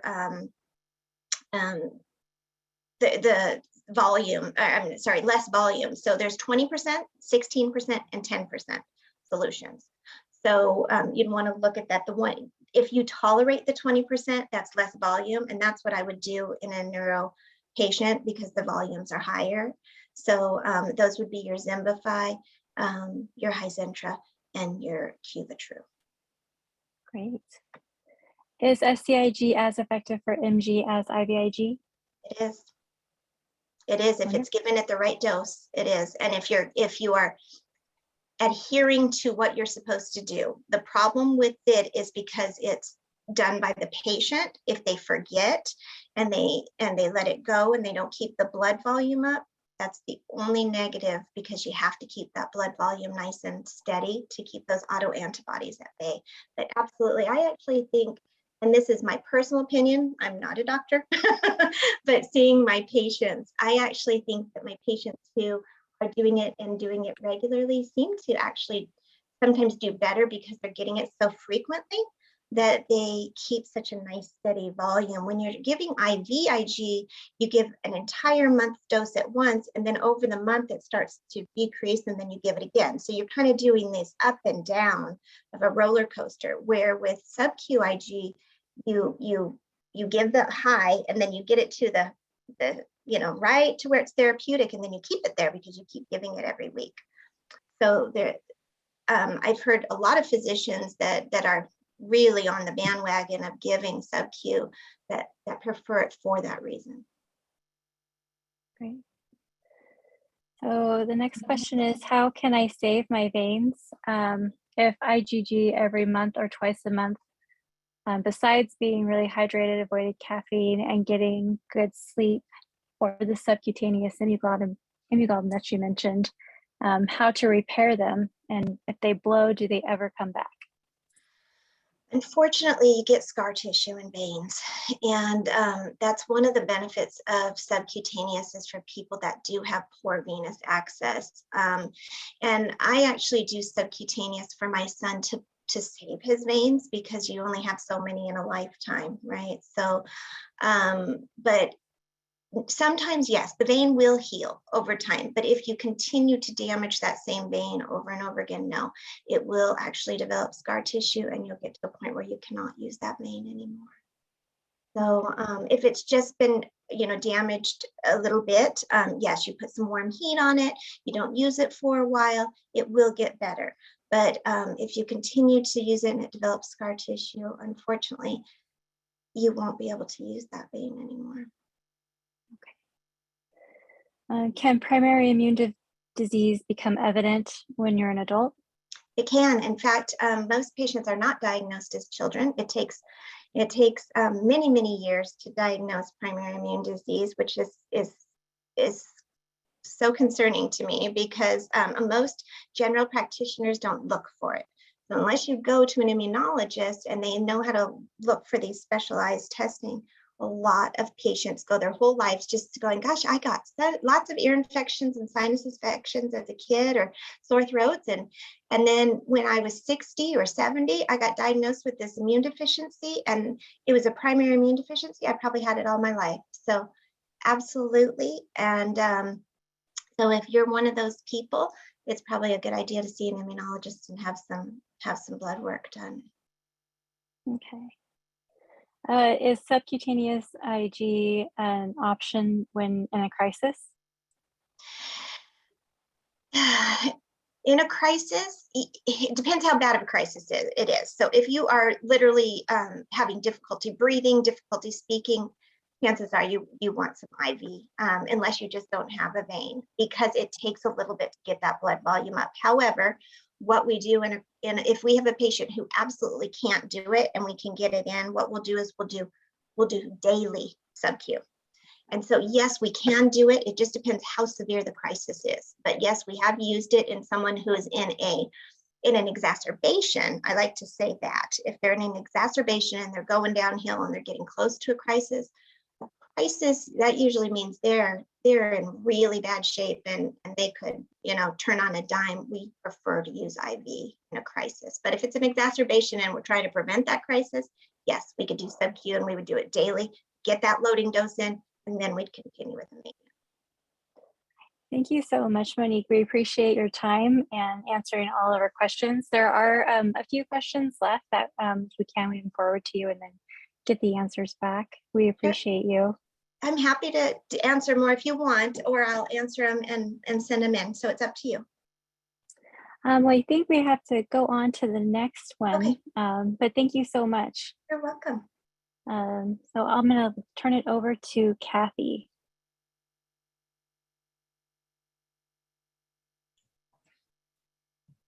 Hello, everyone. I think you all agree with me that these presentations have been great today. I know I've enjoyed them and I hope everyone else has as well. What I'd like to do first of all is to introduce everyone to our support group leaders. We have a huge network in the Pacific Northwest and we have wonderful, caring, and capable leaders. We have a slide up over here. Okay. The Washington and Oregon groups with COVID have combined meeting dates and times. Sue Kenyon and I basically facilitate the Seattle area group, or groups at this point. Zach McCallum is facilitating the Portland group. We meet on the last Sunday of the month and we alternate hosting those meetings. So some months Zach will do it, some months Sue or I will do it. We have a great lineup of speakers this year, so please check out the MGFA website for the dates and the times of these meetings. The next meeting that we have, or I should say the first one of the month, is Kara's group down in Medford, Oregon. They meet on the second Thursday of the month at 6 p.m. And in between the last Sunday of the month and the first of the month, we have Olympia. Olympia meets on the third Saturday of the month. So there's plenty of opportunity for you to join a group. There is no restriction on what group you can join. You can come to one, you can come to all of them, whatever you'd like to do. When COVID permits us or allows us to meet again in person, Kitsap County has a group over at in Paulsbo area, and Leslie Leahay, who has had to leave, unfortunately, manages that group. And we also have a group over in the Spokane area that has been led by Cindy Price for many years. They meet on Thursdays at 2 p.m. And if you happen to be in that area and you want an informative but fun group, that's the one to go to. I've been there several times and they bring in lunch and they bring in snacks and they tell stories and we have a great time. So that's what we have right now in groups. But where am I over here? Myself facilitate the Seattle group. Pierre Clement, who is not with us today, facilitates the Olympia group on a Saturday morning. Leslie is joining us over in the Seattle group right now. She facilitates Kitsap County.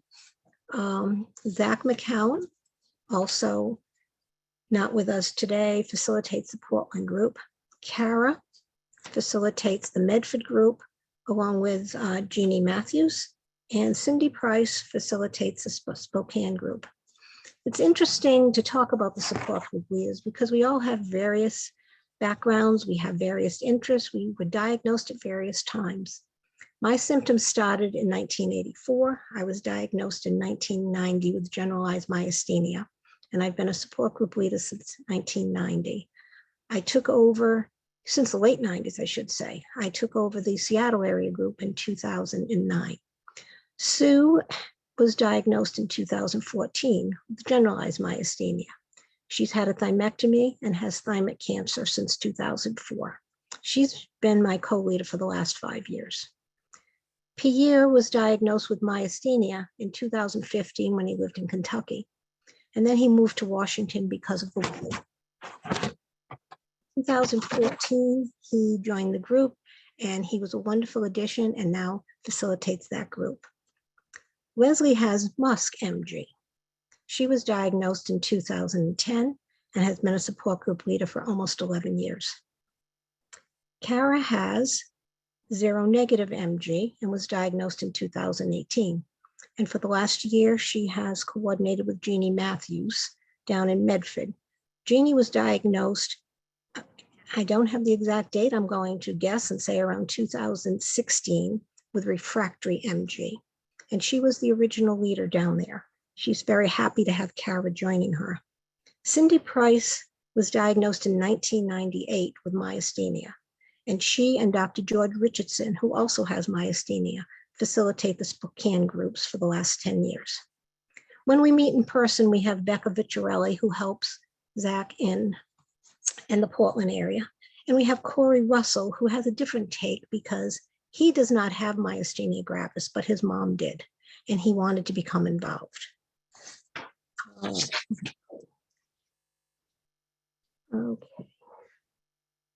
We currently meet on Zoom with COVID.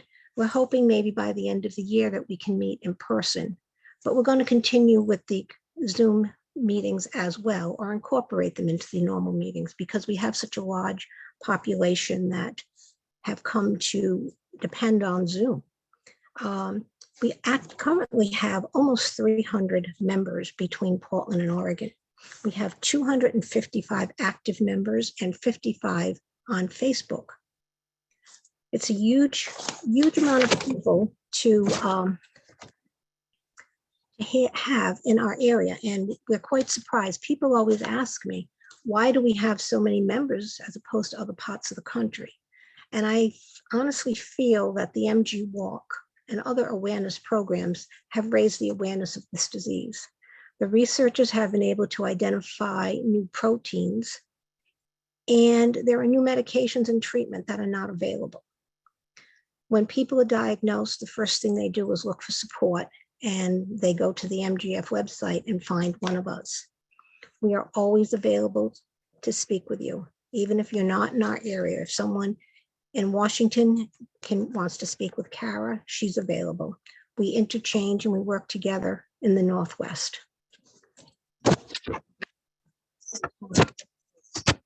Why does a support group help me?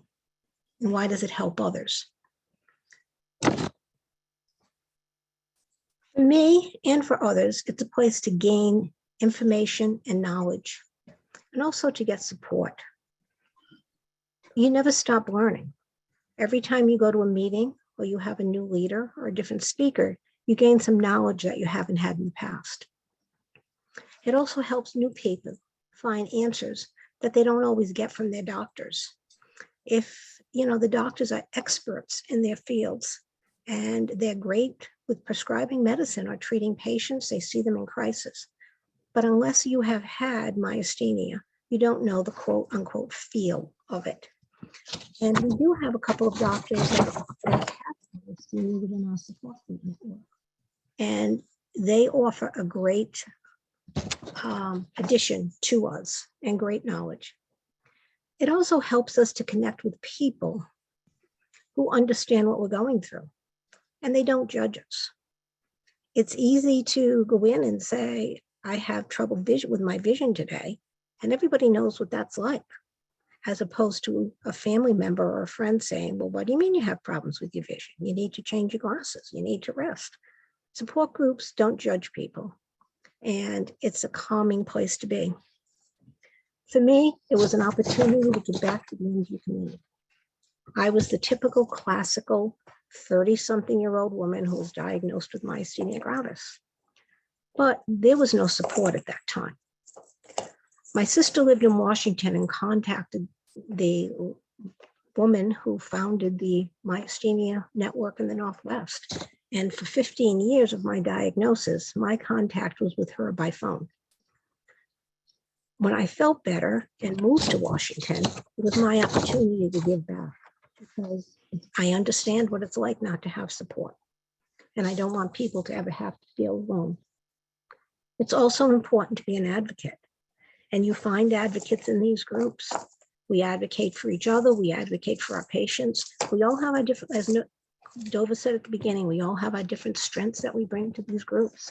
And by working together, we can exhibit those strengths. We have a different unique group in the Pacific Northwest. We have a large number of patients with various degrees of MG. We have the zero negatives, we have the MuSK, we have the acetylcholine.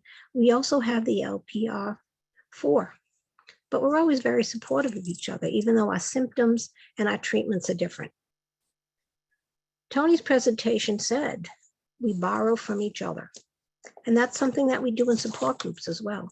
We share our stories, we share our strengths, we share our weaknesses, and together that makes us feel whole and a part of something. I'm hoping that I get to see you at some of our upcoming support group meetings. We have speakers planned from now through June, various topics and interest. You'll be able to find all the dates and times on the Mgfa website, myasthenia.org. Register for one of our meetings and please come to join us. If we have any questions, I'd be happy to answer them.